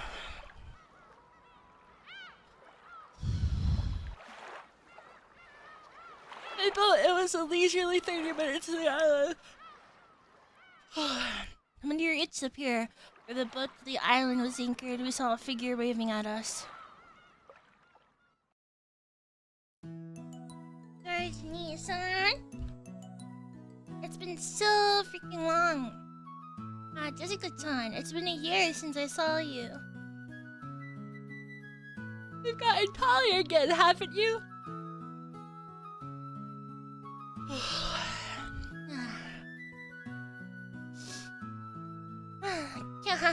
Don't give me that. It's embarrassing when you say it every year. Hey, Aniki, you've got to be kidding me. Is that really Jessica? Wait a second, George. Is this big guy battler? We both stared at each other. She definitely didn't look like that in my memories, but I do remember her crazy way of talking.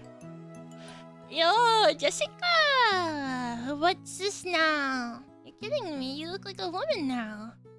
What are these, boobs? Even you managed to get a chest?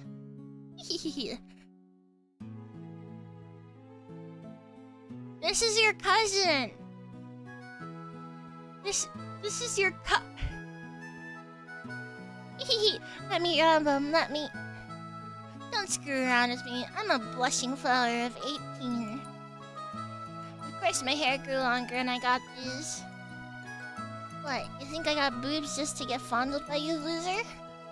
And speaking of you, you sure got all ridiculously huge. But did you get a bit stronger too? Don't screw with me, I'll show you how much training I've done since back then.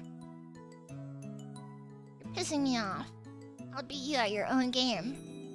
This headstrong girl's name is... She's born under the same unlucky star as me, sharing the same kind of weird name. Anyway, Jessica is pronounced Jessica. She's Dad's older brother's daughter. My older brother happens to be the oldest son of the Shiromiya family. But for now, it means Jessica is the direct family hire. And Jessica and I are the same age and sometimes had little boy-girl squabbles with each other. We've always been used to fighting and joking around together whenever the relatives gather. Jessica grew more quickly, so she always had me beat in terms of size and physical strength. Ooh. I guessed they definitely touched each other. They did incest. I definitely insisted. Just saying. I definitely incested. True W-based. True based. When we scuffled in a contest of strength, it usually went Jessica's way.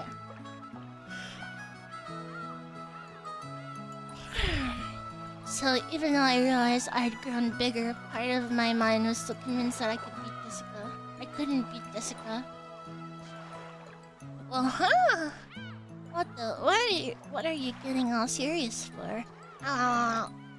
Hey, this is nothing. Jessica, you've gotten weak. Shut up.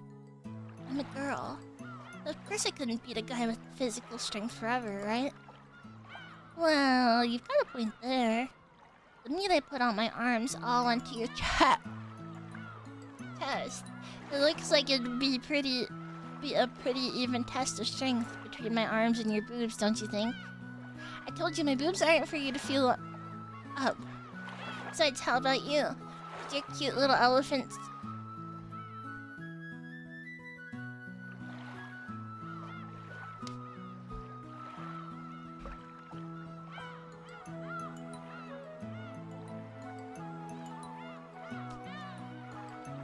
Let me just...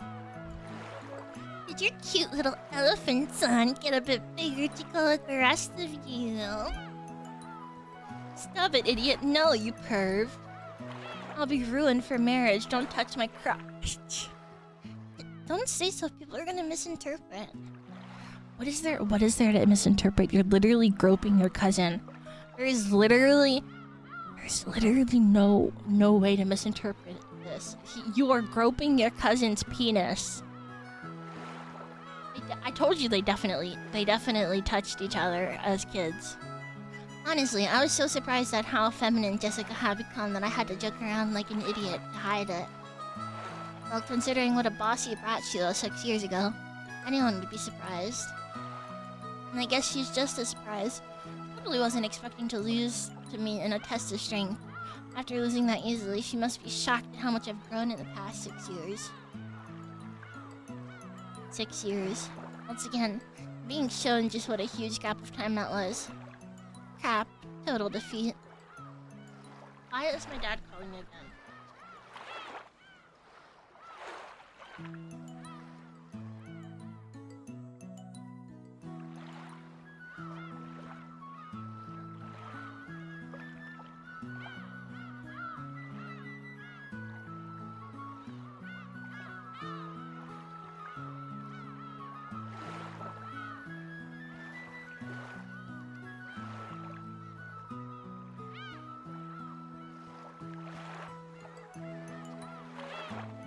Keeps calling me.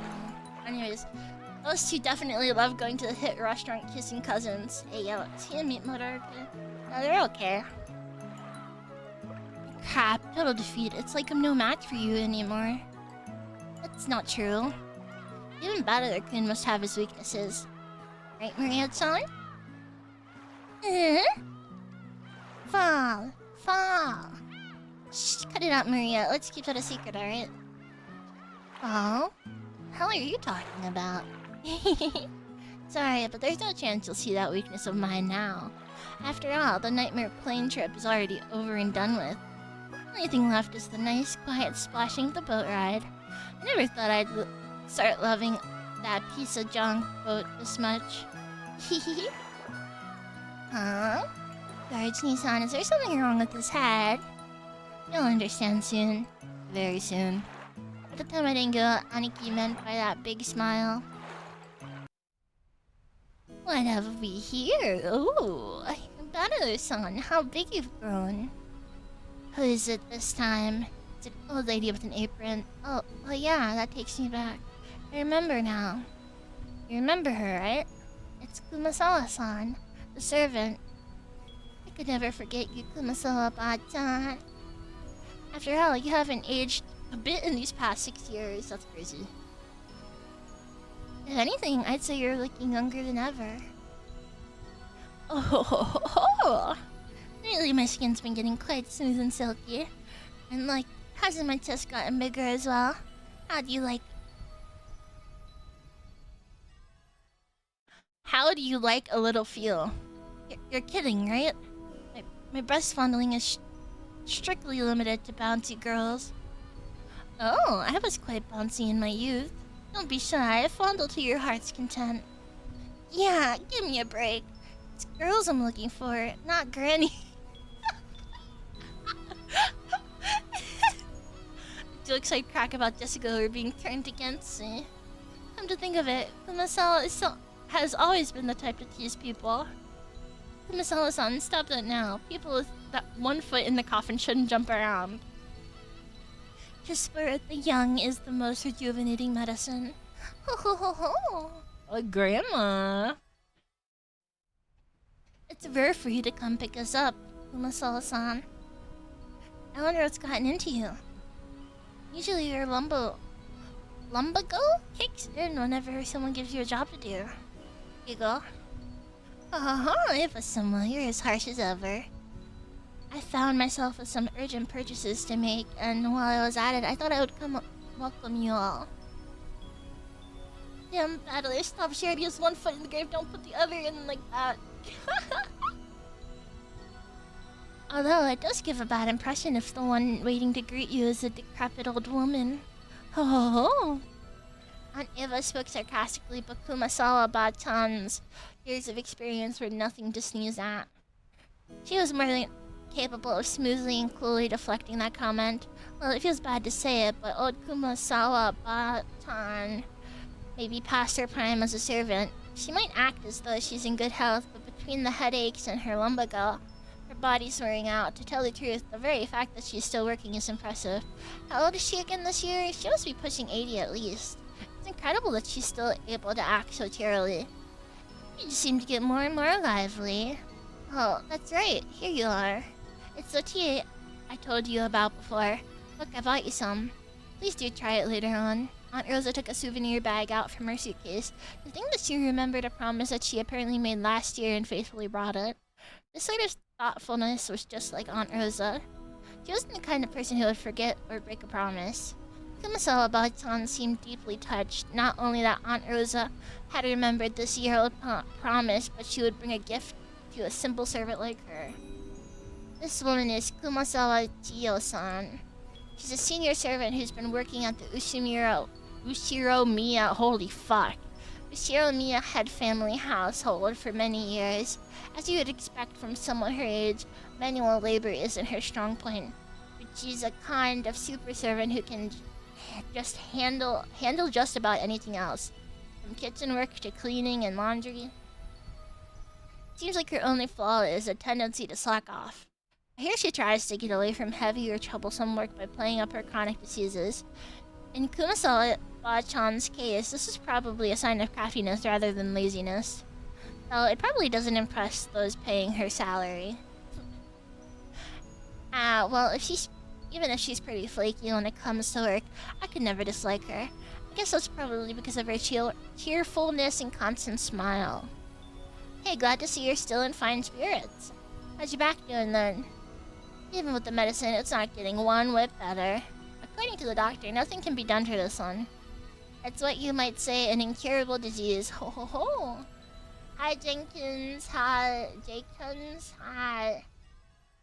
Anyway, Jessica-chan keeps getting prettier. Good thing she takes after Natsuhine-san. Really? Personally, I don't think we look alike at all. I mean, I don't even want to be like my parents, because I got zero respect for them. Now, you shouldn't say such things, giggle. Giggle, giggle, hee hee hee. So, there are quite a few people who don't want to be like their parents in our family. Hi, Pizzeria, hi. Ah, that's me. Sure as hell better not take after me. Your nose looking like mine already pisses me off. What are you talking about? You're surprisingly like you and your father. Come on, you can't be serious. Just how am I like Dad? You're a lot like him, especially in how arrogant and prideful you are. You love pizza? I'm glad you love pizza.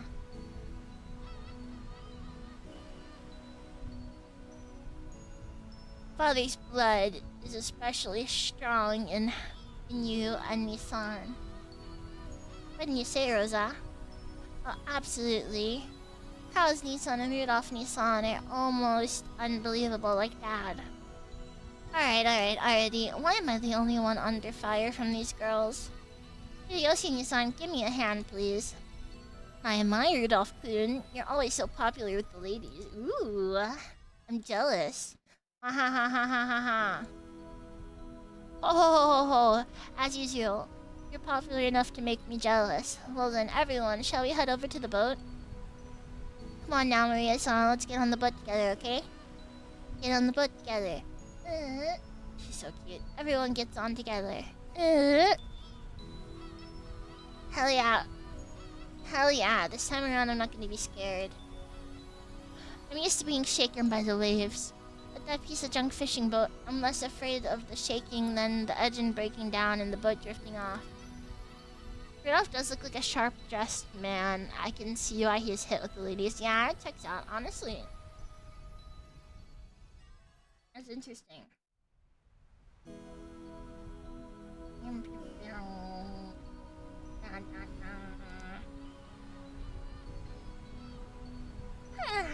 I'm yawning.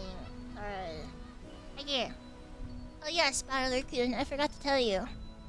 That fishing boat was completely worn out, so it was taken out of commission a few years back.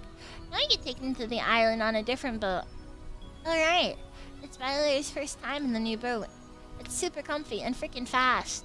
And go at crazy high speeds. Oh, that means less travel time, right? Sounds great. Having to worry about sinking is less scary than being on a plane. but it'd still be awesome to get over with as quick as possible. Gotta rip some dinos later.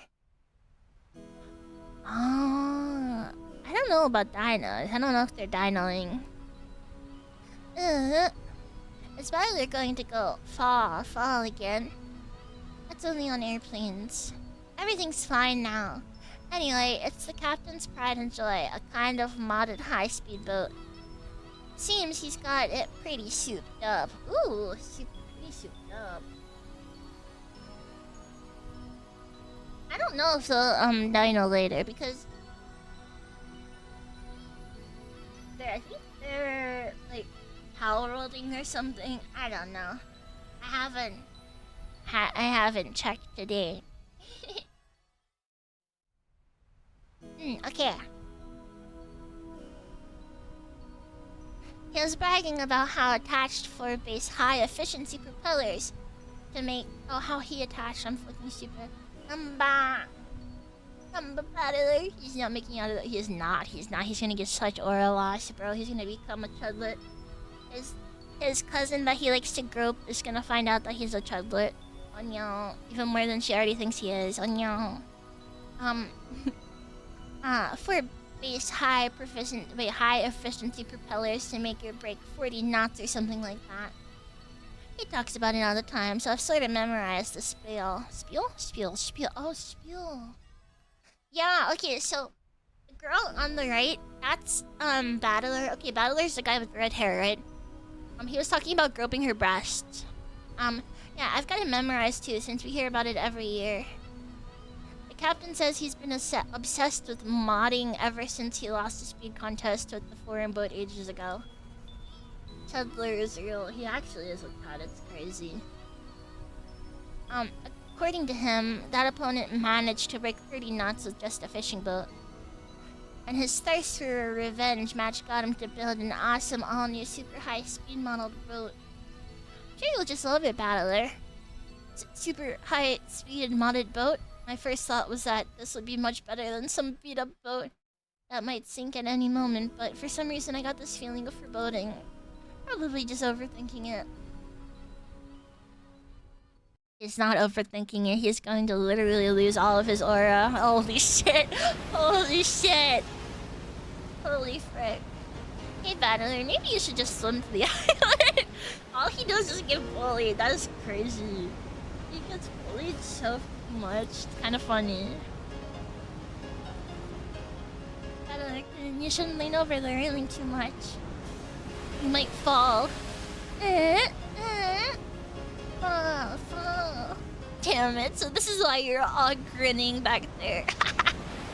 So this is the super high-speed boat that Captain started modding. Well, yes, that piece of junk fishing boat from 6 years ago doesn't hold a candle to the guy. Holy shit, it's shaking. Whoa, it's shaking, it's shaking, it's shaking. Gonna fall. I love Maria, she's so cute. Gonna fall. If I fall, I'll land in the ocean and drown. Where's the parachute? I mean, where's the buoy? Give me a life jacket. Battler, what the heck are you doing that for? It's a good time, Maria. It's not nice to tease. Battler, clean if you're scared. And just don't come out on the deck. I think you'll be able to calm down a bit if you go inside the boat. That's a no thank you, Aniki. Shipwreck victims are always the ones inside the boat. Tell there's something a Chungus, you can make it through this. Dude, he's such a fucking child, it's crazy. Survivors are usually those on the deck during the accident. Wait, egg is for Bart. What? Something right here. But it's shaking. I'm gonna fall. Whoa. Gonna fall. She's so cute. Oh yeah, I told you to behave yourself. But Battler Kun, it looks like you really can't handle it. I'll go tell the captain to slow down for you. Well, Aunt Rosa, thank you. I can tell you now that safe and slow driving is definitely the way to go, even on the sea. Hey, don't do that, Rosa. Trials and tribulations are important for young men. Isn't that right, Battler Kun? You'd better be able to overcome a little scare like this, otherwise you'll never be able to go to Egypt with your aunt. Aunt Eva, you're so mean. Oh no, I'm gonna fall. Life jacket, parachute. Well, wait, gotta spin it around and think that way. What's the enemy aiming for? Is he doing this to scare me? That's what he's aiming for. Too bad. Like hell, I'll be scared. No, I'm gonna fall. He's such a chud, dude. This guy is literally such a fucking chud. So after I made a huge fool of myself for a while, Aunt Rosa had a talk with the boat captain and he slowed down to a more manageable speed for me. Ha. That's a bit better. Thought I was gonna die earlier. Apparently the max speed I can tolerate is extremely slow. This guy is such a fucking chud. It's crazy how much of a chud this guy is. Holy shit, this guy is actually such a fucking chud. Hi, Crackity. Hi. This guy is such a chud. But that now was completely insane. The whole boat was shaking, sliding and leaping on the ocean surface. Felt like I was riding on the back of a flying fish. Jessica was still gawking at me as I leaned against the railing, tired and disheartened. I lost in that strength contest earlier, but I'm glad to know I'm no worse off where it really counts. But seriously, ha ha ha. Damn it, go ahead and laugh. One of these days I'm gonna find your weakness and get back at you, and then your boobs will be mine. Just this is cousin. Cousin, by the way, is the goat. This is his cousin. Cousin, by the way. Cousin. Yeah, sure, good luck with that. You good child. Battler all week. Yeah, battler all week. I wanna die on land, not in the ocean or the sky. Rhea was patting my back, so I patted her head in return. Her expression was blank as usual, but I realized that she wanted to console me. She's trying her best. Ideal? Going after cousin based ideal relationship. What a wild thing to say. Cousin is a man of taste. His cousin, yeah. He's a perverted degenerate who wants to grope his cousin's boobs. But to be honest, if Jessica was also my cousin, I would want to grope her boobs. She has very gropable boobies. It's not my fault that her boobies are so badonka-onka-hicious. I would love to have boobies like hers. That other coon, Captain's throwing in drinks to make up for this. Would you like one to calm yourself down? Your Aniki and Kumasawa Batan brought us all ice-cold cans of soft drinks covered with beads of water. Judging from Kumasawa-san's big grin, our parents inside the boat were probably all rolling around laughing at my moment of pure terror. Hana is one of us for real, wanting to squish some. I am a disgusting old man in a cute girl's body. It's not my fault. I think it's okay that I sex pest cute girls, because if I don't sex pest cute girls, who will? Hi, Akamichiyo. I love Umineko. Umineko is really fun. I'm really enjoying it. Damn it. I'm so embarrassed. I can't bear to face any of them. If I didn't change the subject somehow, I had the feeling I'd be the butt of everyone's jokes for the whole trip. So I tried to think of something harmless to talk about. Hey, Jessica. It's my first time reading it, yeah. How are Uncle Cross and Aunt Natsuhi doing? My old man and mom? Fortunately, they're fine. Though, every other word out of their mouth is study, study, which pisses me off. I'm so jealous since it doesn't look like Uncle Hideyoshi or Uncle Rudolph would say, huh? Say that stuff like that. Haha, oh no. Before I had my exams, my parents kept pressing me about it over and over. I thought it was annoying then, but now I'm grateful. Ha, I knew it. You really are awesome, Aniki. Anyway, I have to look after myself. No one tells me what to do.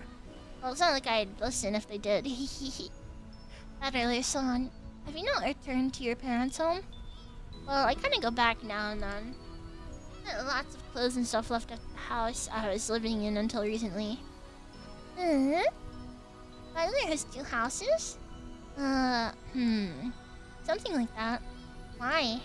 Why do you have 2 houses? Only Maria, who couldn't really grasp the situation, voiced this naive question. However, the others just shot nervous glances at me, choosing not to respond, even though they knew the answer.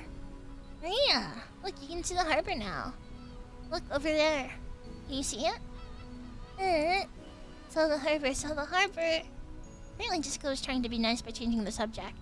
Cute. Oh my god, have fun. I almost finished it and I love it. It's a life changer. Okay, I'm gonna confess, I was watching the anime first before I started reading, so I'm really enjoying the VN way more than the anime so far.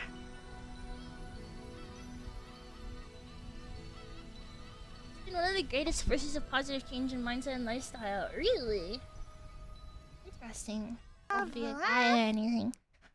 Dad and Hal, thank you for follow. Well, I'd rather not talk about it if I can help it, but it's uncomfortable to have it treated like some kind of weird taboo. I don't mind it that much myself anymore.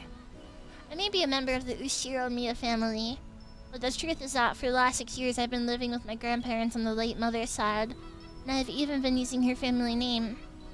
When those grandparents passed away one after the other, I basically had no choice but to go back and live with the old bastard. Don't get me wrong, I didn't just run away from home or anything like that. The only one here at fault here is my dad. I don't really blame Kairi-san. Being able to hold that old bastard's reins and ride him out is no mean fet. Wait, holy shit, English hard. Oh, that's a macaw cat. Still, the way that old bastard betrayed my mom. Well, unfortunately, I still haven't fully gotten over that. We'll be getting there soon. Here's Aniki cleared his throat and trying to change the subject. Please forgive my indiscretions. It seems this old woman has said too much already. I have hurt your feelings. Hey, I don't mind it, and no one's feelings are hurt. Like 60 is a very important character. Yeah, it's busy. You guys did not have the macaque cat on today. Don't worry, Kumasawa-san. Kumasawa-san seemed to regret speaking out of turn. I was more concerned about being worried over for something like that, so I stood up and passed it off lightly. After that, I had a sip of my drink and headed over to Maria and Jessica, who were gazing at the silhouette of the island. By the way, I saw the island, There. She's so cute. Where is it? Oh, I see it now. Even after 6 years, the island hasn't changed a bit. The small island silhouette in front of us had gotten pretty close. This island's name is Rokinjima. It's a small island about 10 kilometers around, located in the Izu archipelago. Wow. Since they call this archipelago the Izu 7, lots of people think there are only 7 islands, but that's not true. There's actually several more, and Rokinjima is one of the minor islands that don't get counted. Even if that weren't the case, I doubt you'd find many people who knew about this island. Maria definitely is autistic, bro. Only people connected to the Ushiro Miya family ever go there. In other words, outsiders and tourists never have a reason to care about it. So you'll never find this island's name in a travel brochure.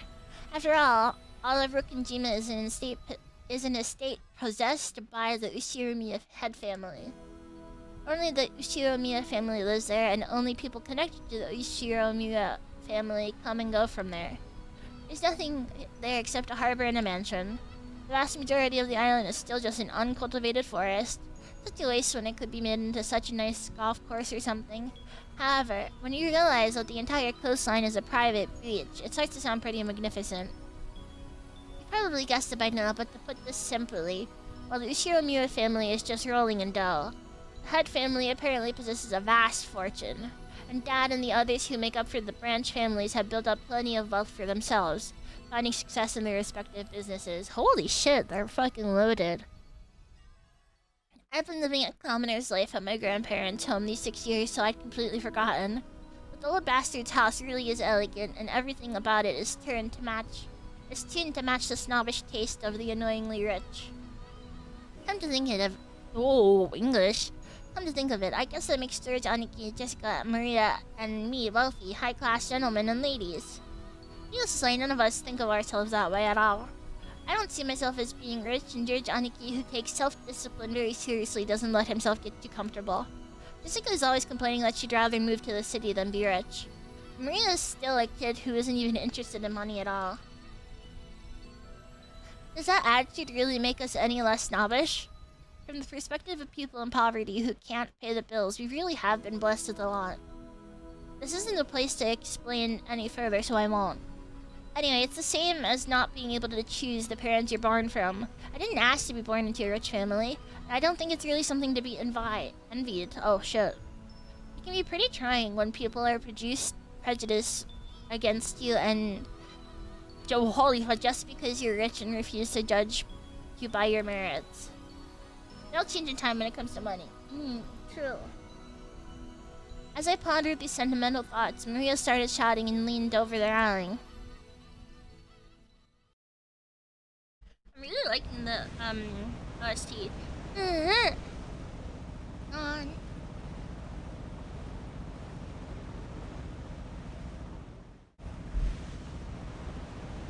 What's wrong, Maria? Did you drop something? Gone. Maria kept yelling, gone. At first it sounded as though she had dropped something while she shouted. She also pointed out over the ocean. What's wrong? What's gone? I'll look for it too if you want. What is it? If she dropped something, she would probably have looked down at the floor, but Maria was pointing out over the ocean. One would assume by that gesture she had spotted something. She kept saying something wasn't there. But she kept saying something wasn't there. Strange. Oh, my food is coming.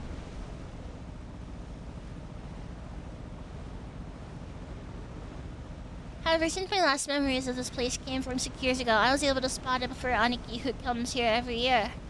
Huh? If I remember correctly, wasn't there a torii or something on top of this small crag around here? That's right, it was definitely there. I remember it well since we get closer to the island. It's the first thing to greet us, like a landmark. Wow, you're an amazing battler. Even though it's been 6 years, you remembered. It was here, wasn't it? I remember too. The tutelary god's shrine and the torii-like thing were standing all alone on that crag. And now that you mention it, they're gone, aren't they? Pretty sure they were still there last year. Gone.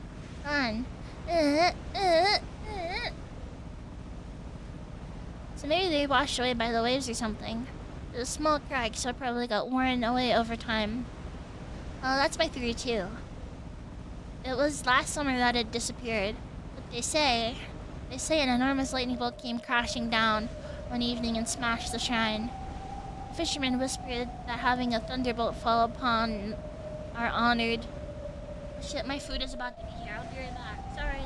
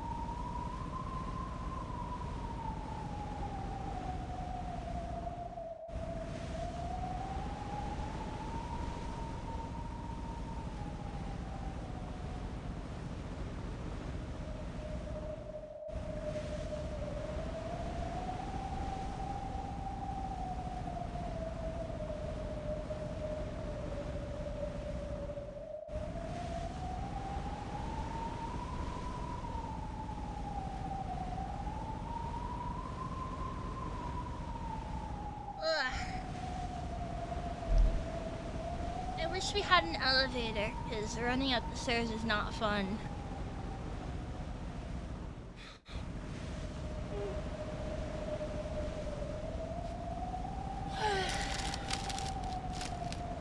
Alright. The fisherman whispered to the house.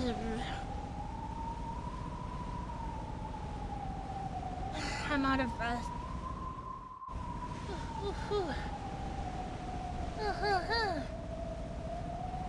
Anyways, they say an enormous lightning bolt came crashing down one evening and smashed the shrine. The fishermen whisper that having a thunderbolt fall upon our honored cutlery god must be a portent of an approaching misfortune.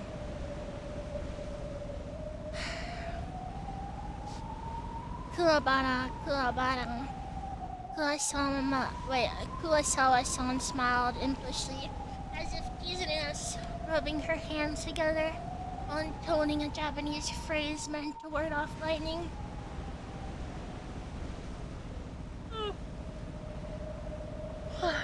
However, Maria apparently took this seriously, stared fixedly over the ocean to where the crag housing the shrine god was supposed to be. Uh-oh, welcome back, thank you. Portent of misfortune? Enough Kumasawa-san. Maria isn't old enough to get that kind of joke.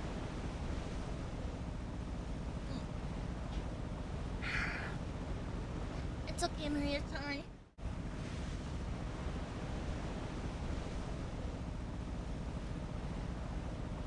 It's just a coincidence. Nothing scary is gonna happen. Aniki put a hand on Maria's shoulder to calm her down, but Maria's sharp-eyed expression didn't waver. Misfortune? Misfortune. Maria muttered that word over and over. Apparently repeating a single word over and over is a habit that Maria's had for a long time. That's autism. However, since the word she was saying was literally an ill omen, it was a bit creepy. Hey now, Maria. Say it over and over like that misfortune will really end up happening, you know. I tapped Maria's other shoulder. Maria whipped her head around, stared into my face, and spoke unblinkingly. Misfortune is coming. Huh? Just where is it coming from? I answered lightheartedly, trying to break the tension in the air. At that moment, Maria held up a finger and raised her arm high and pointed to the heavens. When I looked up, I saw that the sky was just as cloudy. It was still just as cloudy, but it had grown a great deal more leaden than it had been that morning. That's right, they were saying that a typhoon was approaching. We had planned to spend one night on the island, but if the storm doesn't pass quickly, I won't be able to make it to school on Monday. Well, I guess it makes for a pretty good excuse to be absent. She apparently sensed some kind of misfortune in this cloudy sky. She's been muttering that nonstop for a while now. Girls at Maria's age tend to be very impressionable. She's just about the age that many girls start to get excited about sixth senses and whether they have a psychic potential and stuff. Oh gosh. For all we know, this might be due to her childish, sensitive nature. I love Maria, she's so cute. Pretty little dude. It's okay, Maria-chan. The weather might get worse tonight, but tomorrow it'll clear up. It'll become a pretty blue sky. Pretty blue sky. That's right, by tomorrow it'll be a pretty blue sky. There's no rain that doesn't end, and the clouds that never clear. Rain that doesn't end. Clouds that never clear.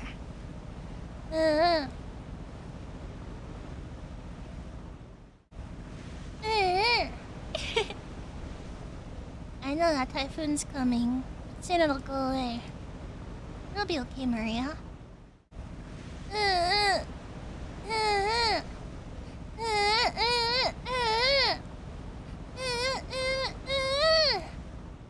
Maria started yelling, Look, As though she was having a tantrum because no one could understand what she was trying to say. What in the world is Maria trying so desperately to warn us about? Unable to understand her, we couldn't help but feel a vague sense of misfortune.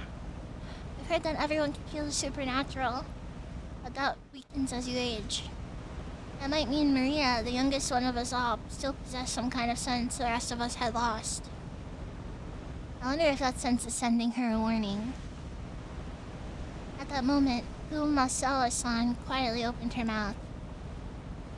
Rumor has it, that long ago, Rokunjima was... Kumasawa-san. Let's not talk about that now. Just as Kumasawa-san was about to tell some kind of story, Jessica sharply interrupted her. Jessica's tone was extremely firm for her. I wanted to push her further, just out of simple curiosity. But judging by the look on Jessica's face, whatever Kumasawa-san was likely to say would probably make Maria even more uneasy. If I did try to press her for the story, the odds were pretty good that it wouldn't be anything bright and cheery. Oh, I do apologize about that. The wind here is hard to bear for the elderly, so if you would excuse me for now.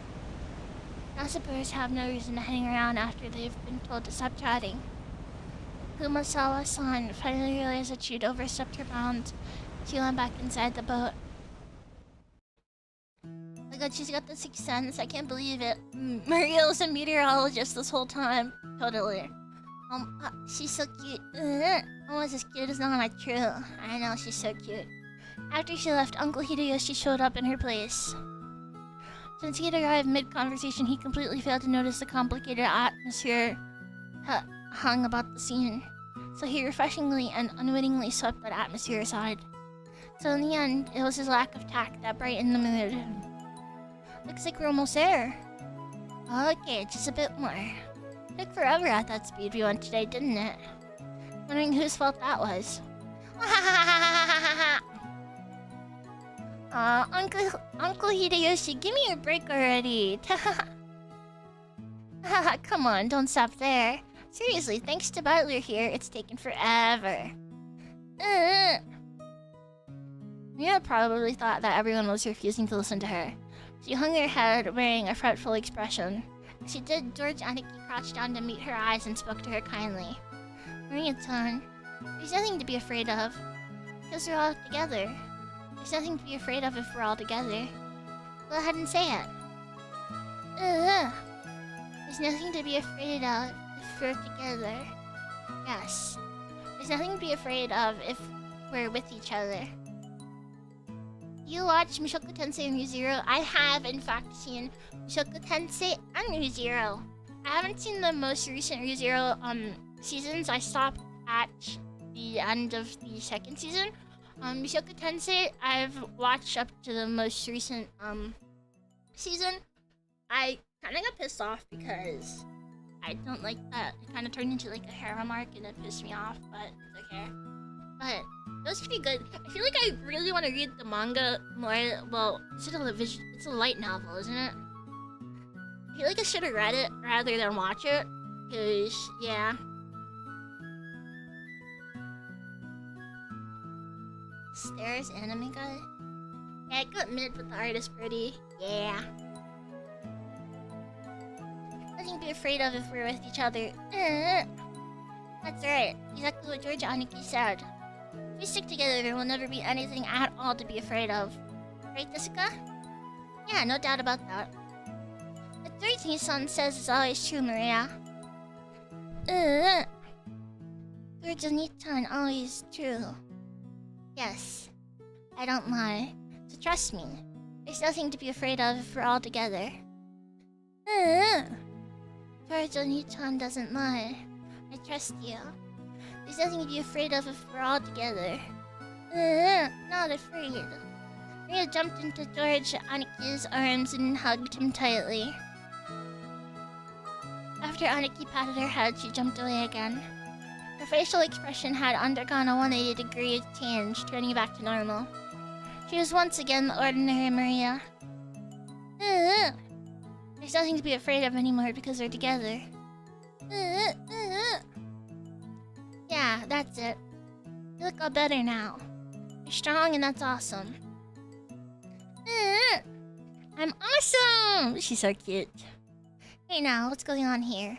Mia-chan didn't get seasick, did she? Haha, well, something like that. Be arriving soon. The harbor was already drawing near.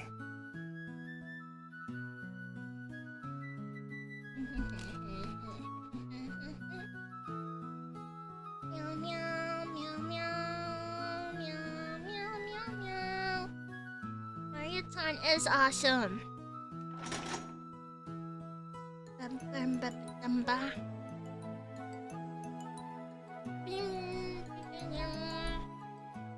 I want to eat, but I feel like I can't eat while reading a visual novel. I got a Steam achievement. Welcome to Rokenjima. The boat gave a big shudder. Seems we have docked at the harbor. The boat driver came out and jumped to the pier with the mooring rope. A large man in a tuxedo was waiting there for us with a warm smile. I didn't recognize his face, but judging by his clothes, I guess he was a servant of the Ushiromiya head household. Eating Popeyes is similar. Welcome home, milady. You were so late in returning that I began to worry. Ah, thanks for caring. This morning got so scared we had to slow down. It was seriously annoying. Shut up. Someday, when the shoe's on the other foot, you'll remember this. Ugh. At this rate, word will spread to the whole family and I'll be the big conversation piece during dinner. Even without this, everyone would be talking about me because of the 6-year gap. But now I've given them an even juicier topic. Damn it, why does Ushiromiya head family have to live on this isolated island? In the meantime, the boat had finished its mooring. A small plank was lowered so that we could get down. One by one, our parents came from inside the boat. You must all be quite tired from your long trip. Madame, please allow me to assist you. Thank you. It's been a while, Glitta-san. How are you? I thank you for your concern. Tedler will have his redemption, sure. Yeah, he'll have a redemption arc for sure, right, guys? Right? He won't be Tedler for much longer, right, guys? Totally, right? We can wind downstream with an eating and chat about too. No, I'll probably just go for like another 30 minutes and then I'll go eat. I thank you for your concern. It is always my pleasure to serve. Another-kun, isn't this your first time meeting Glitta-san? If I'm not mistaken, you weren't working here 6 years ago, right? He's gonna put a Chandler soon, surely, until it starts. It does start. Indeed. So please allow me to greet him for the first time. It is an honor to meet you, Battler-sama. I'm pretty confident about my height, but you're huge. This is definitely our first meeting. I'd never forget a big guy like you. It's a pleasure. I'm Battler. I was looking forward to meeting you. I'm Goda, your servant, and I've been working for the Ushiromiya head family since the year before last. Magical Goda chef. Oh my god, you're a freak. Jimo. You like the Soji-san, huh? Do you have a crush on the Soji-san? Huh, Freddles? Do you like the Soji-san? It is a pleasure to make your acquaintance.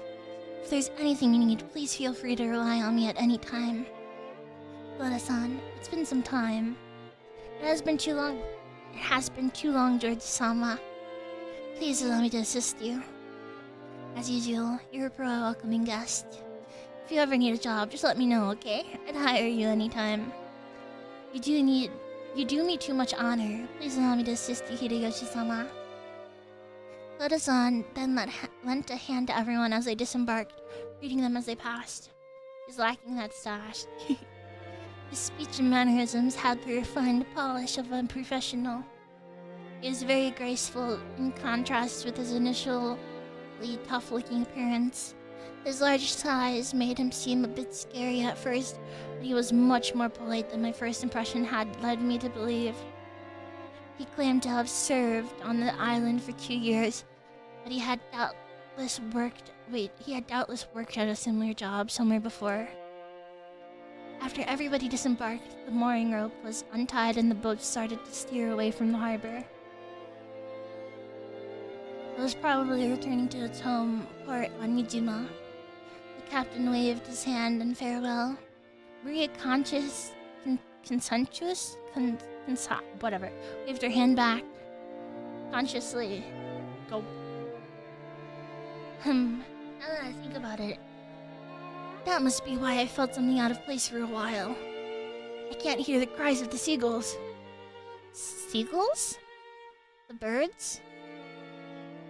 If I remember correctly, whenever we came to this island in the past, the seagulls always greeted us with their lively nya cries. Because of that, whenever I hear the cries of seagulls anywhere else, I get the feeling that I'm coming to a family conference. Except for the small part of the island where those the Shiramiya head family live. The title, Rokinjima has been left uncultivated, which apparently makes it a paradise for wild birds. Supposedly there's a cliff somewhere that housed a huge seagull colony, so this island was always full of seagulls. Not having those seagulls here to greet us made me feel a bit lonely. What's wrong, Battler-kun? Oh, Aunt Rosa. Nah, it's nothing really. I was just thinking it's a bit lonely without the cries of the seagulls. My, that's true now that you mention it. Even though they're always so noisy, today there isn't one to be seen. Why, no seagulls? Maybe it's because the seagulls are having a get-together somewhere too. Maria, did you want to see the seagulls? Wanted to see them? Still, it's a bit strange there isn't a single one around. Maybe Jessica grilled them all and ate them. The hell? Don't say such disturbing stuff like that. Look at Maria believing it. Jessica Honey-chan grilled them. Jessica Honey-chan grilled them. I did not. Why the hell would I do something like that? That's right. Jessica grilled them. Skin and meatballs, liver and onion. Cinnamon and meatballs. What? Liver and onion.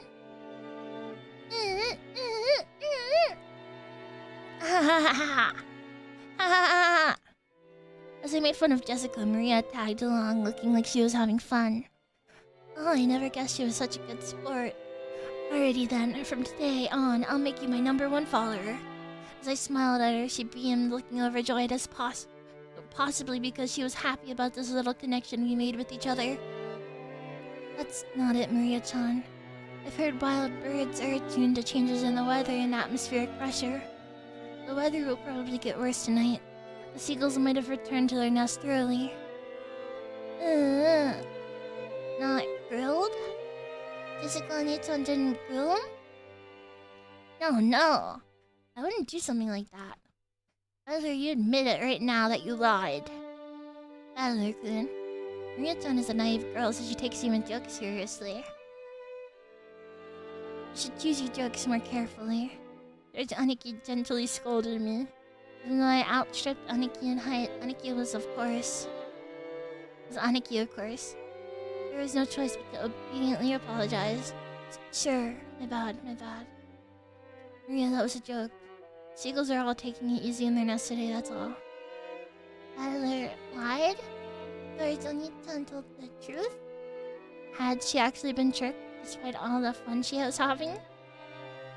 Ugh. Her pure eyes made me feel guilty. Maybe I went a little overboard with her after all. But I'm hungry.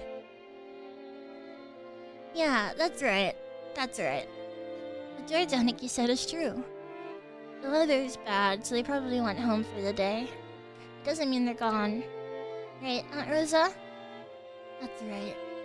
Hi, Kujo!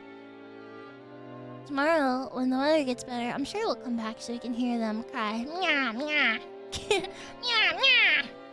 Like they always do. I'll wait until the weather gets better and then they come back. And I'll wait until tomorrow. And I'll wait until the weather's better.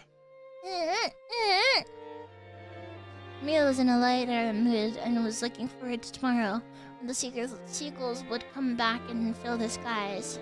So George Aniki was really amazing at taking care of kids. I think I remember Aniki taking good care of me as well when I was a brat 6 years ago.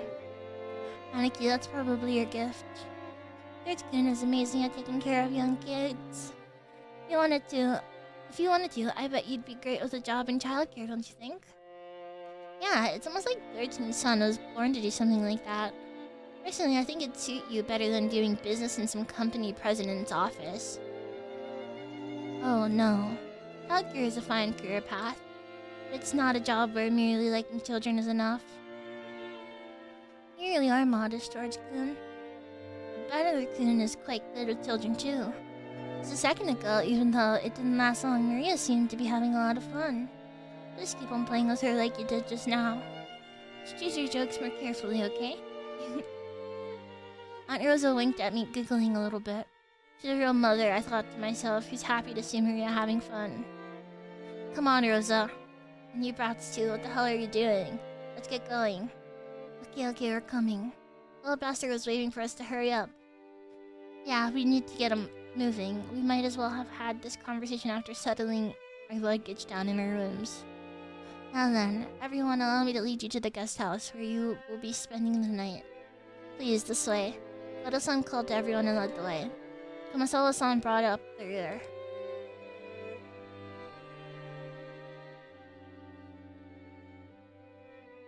Pretty. Serpentine twisting path led through the dim forest. It ran a bit uphill. I guess the path was made all twisty so the slope wouldn't seem too steep. But personally, I'd have been happier if they had the guts to make some stairs in a straight line. No doubt they made the paths twist on purpose to put on airs of distance and importance. For long, we saw garden-style stone steps. From here on, I do have some memories. Go up these, and at the top of the stone steps, we saw a beautiful guest house. Its facade was lovely, of course, but more importantly, we couldn't enter its doors without having our hearts stolen away by the splendor of the beautiful rose garden spreading before it. It's as beautiful as ever this year. A real delight for the eyes. After climbing the stone steps, the people greeted by this rose garden gave voice to their impressions one by one. Is it just me, or are the flowers a little less lively this year? Probably because it wasn't that hot this summer. I also believe that was a factor. Sadly, this year's blooming is a tad inferior when compared to the last year's. Presentations of these shots coming to the manner that as reminding of how the intro scene of... I have never played Clock Tower. Even till it was as a delightful rose garden. I remembered that even 6 years ago, huge numbers of roses had greeted us every year. This rose garden was the first thing that greeted the people who came to Rokkenjima. Even our parents who came every year couldn't help but give voice to their admiration. In fact, it seemed to have undergone a power-up from the garden in my memories of 6 years ago. This place is always so amazing. It would be wonderful to have a rose garden like this at home. Give it up. Who do you think would take care of it? Roses are a real pain with bugs and diseases to worry about. Well, from what I've heard, Harine-san takes care of her roses every day and makes sure no bugs get anywhere near it, right? Huh? What are you talking about? That's right. So in this person's case, the rose goes after the insects like some nasty carnivorous plant. Carnivorous plant, holy shit. Oh, so that's what you meant. Come on, Rosa. Can't you give that a rest just for today? I put that sort of thing completely behind me. I wonder, after all, you're a womanizer on an almost genetic level. That's crazy. No need to worry, Rosa-san. When a rose gives you too much trouble, it's always best to snip it at its root. Ooh! Maybe I'll have to play Clock Tower. I don't know anything about it, so maybe I will have to. Oh, such a frightening talk this is. Guys who are popular with the ladies are always forced to love dangerously. I sure hope I turn out a bit prettier in my next life. Yoshini-san, like I keep saying, it isn't like that at all. And Kairi, stop it, you're freaking me out. You've made my rose belt. Ooh. And Maria-chan, look over here. These roses are especially magnificent. Magnificent roses? Smells pretty sweet. Look, this suits my elegance perfectly. Hey, cut it out. Maria's gonna imitate you and get hurt by the thorns. She yelled at me as I leaned to smell the rose's scent with an exaggerated gesture. I thought she was overreacting, but when I turned around, I saw Maria imitating my every gesture. And George Aniki smiling broadly at us. Hey now, Maria-chan, be careful. Those thorns can hurt. Towards a new turn. Only this rose is strange. Strange? What's wrong? Maria pointed at a single rose. I immediately understood why she found it odd. In the midst of all of these magnificent roses, one single rose was just starting to wilt. There wasn't any particular reason. Some roses flourish and others wilt. That's all there was to it, but Maria seemed very concerned about the only unhealthy one in the group. It must have made her feel lonely. So, you feel sad for this rose because it's the only one that isn't healthy. The others are all healthy, but this one's sad. Well, they all bloom and wither at their own paces. I bet this one's just starting to wilt early because it got to bloom before any of the others. Yeah, that's right. Probably just bloomed like crazy, fulfilled its duty, and went to sleep. You shouldn't get so worked up about it. It seemed that Maria's pure, sensitive nature was making her feel some sort of emotional pain for the rose that wilted alone. Even though she understood the logic of it, it still felt lonely to her. Live dangerously or isolate yourself. Those are the options. Sorry. I love Clock Tower, but it's a very dated game, admittedly. Ooh. Oh, hiccup. And Maria-chan, why don't you look after this rose until we leave? Maria-chan straightened up and felt around in his pocket. He then took out the wrapper from the candy he had been sucking on the plane. He twisted it into a thin string and then gently tied it to the rose as a sort of marker. Hey, that's pretty cute. Let's mark it with this. Later on you can come and give it some water. I'm sure Mr. Rose will be happy. Time to give it water. I think you should give Mr. Rose here a name. I'm sure that it'll make it happy and you'll get to know it a little better. Holy shit. A name? A name. Though she still wore her usual sullen face, Maria crossed her arms and began to consider this intently. At the very least, she appeared to have been completely pulled out of her slump. Nice going, Aniki. George Nisan has always been really understanding. Can't help but respect him. Yeah, I guess he was just born that way. Time to nurse this rose back to health. True. True. Yeah, I guess he was just born that way. We've got to start picking up the tips. Was this garden just as magnificent when you all were kids? It was only after I stopped living here that it grew so big. Or that the garden was simpler. Though, I'm still attached to that one.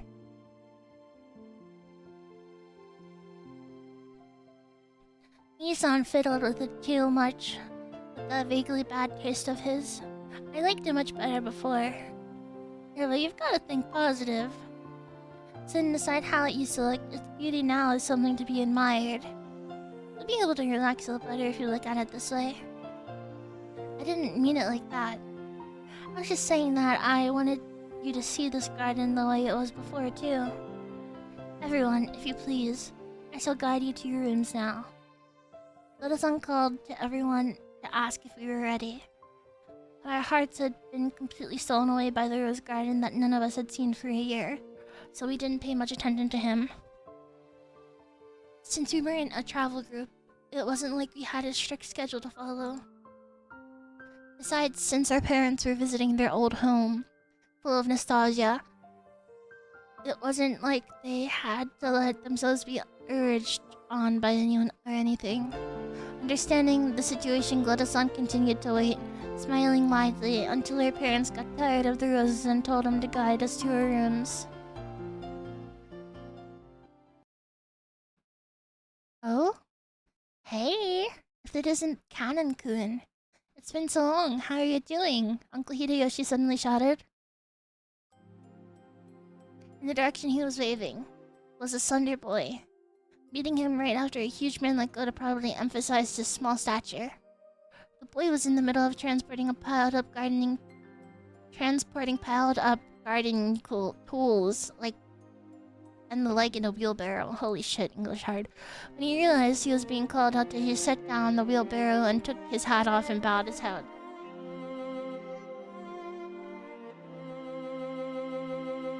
Good afternoon.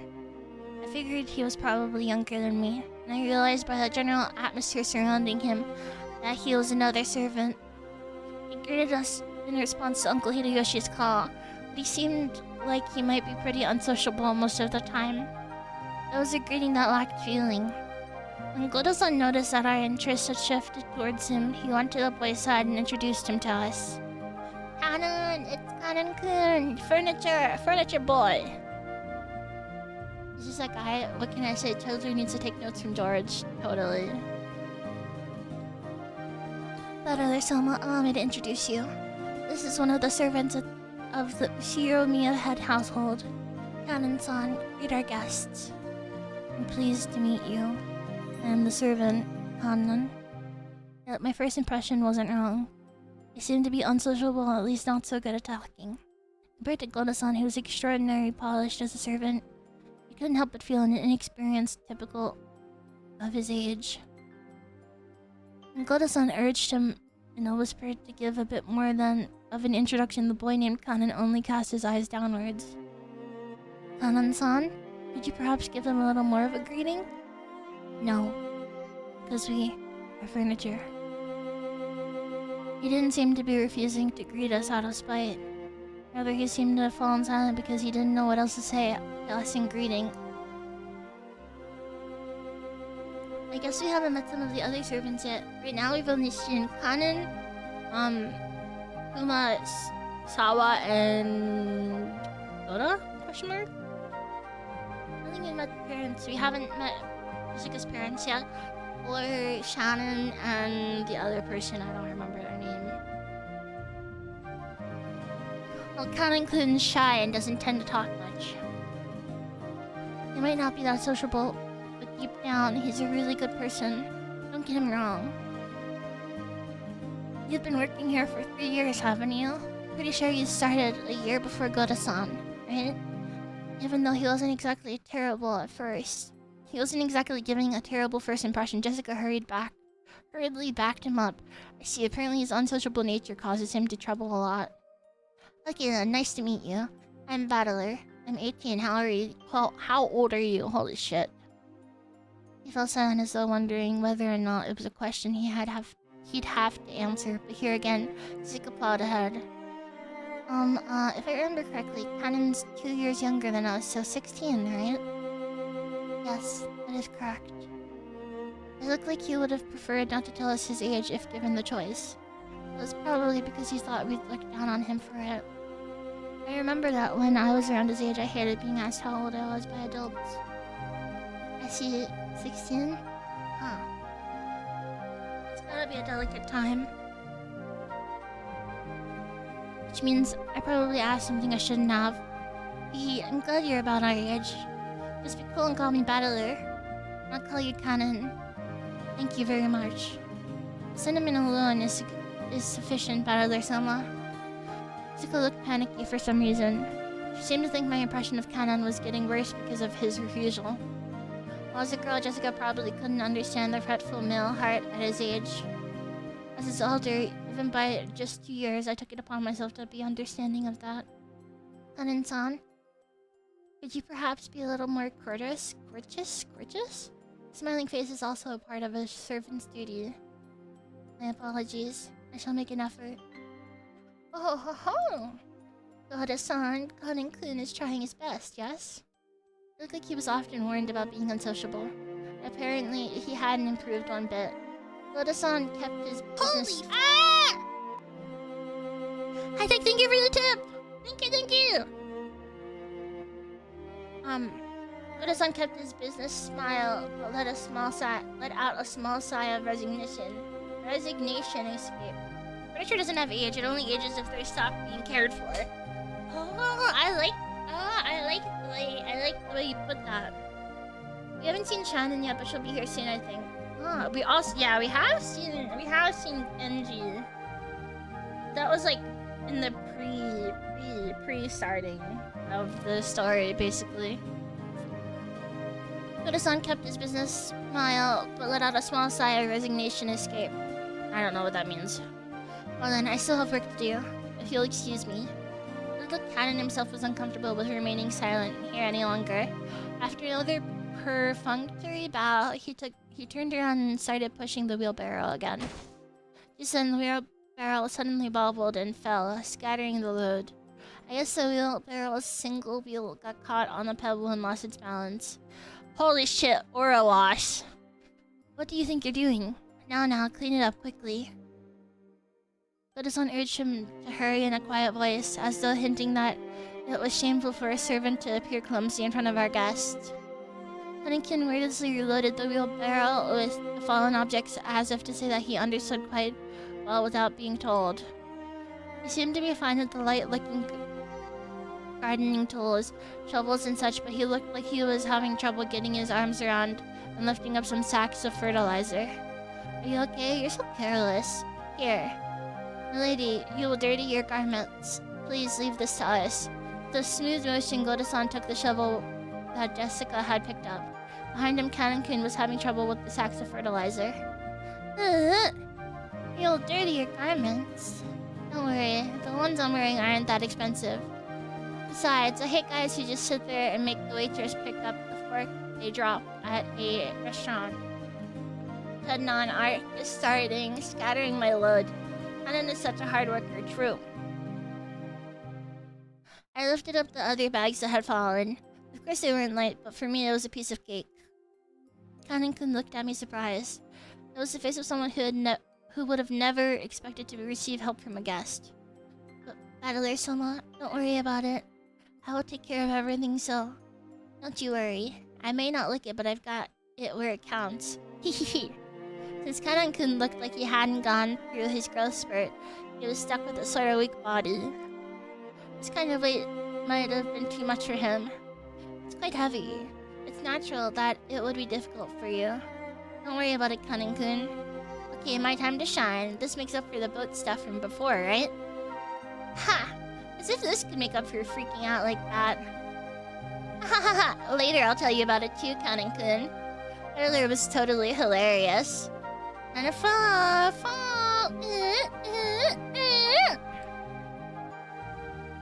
As I did this, I piled the stuff back into the wheelbarrow. I beg your forgiveness for letting you witness such unsightliness. Come on now, that's quite enough. Please go. Letting the guests who were supposed to feel welcome see such a disgraceful thing must have been hideously embarrassing for a servant. Pressed by Goda to hurry up and go, Kanin-kun left.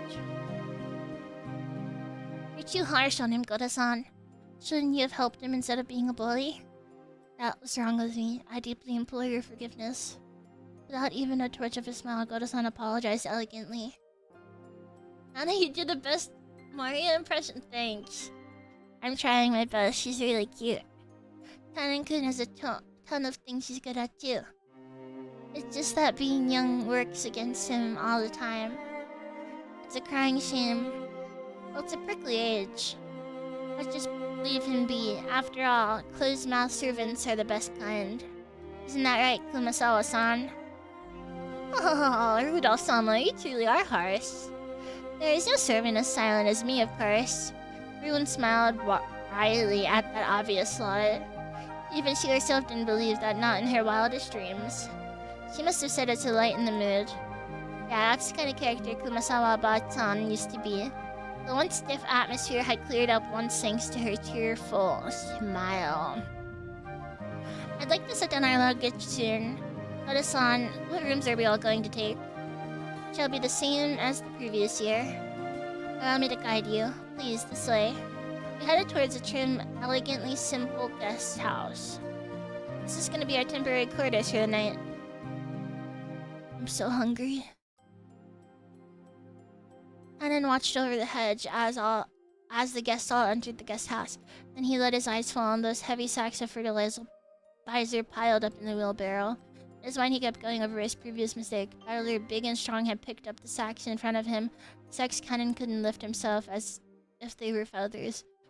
It would be extremely difficult for an outside observer to guess what emotions that favor had stirred up in Kanan.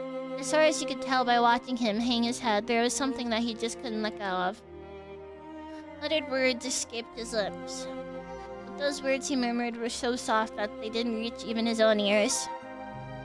Even Kanan hung his head, slightly biting his lower lip.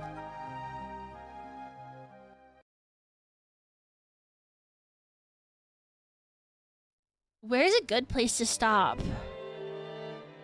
Is it okay if I stop here?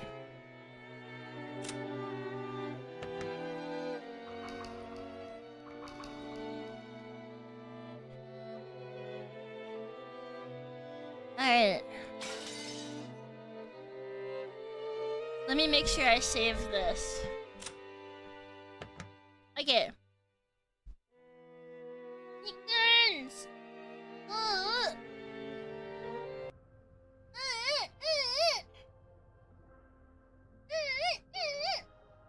Thank you for all your love today. I'm gonna probably eat and then do some work.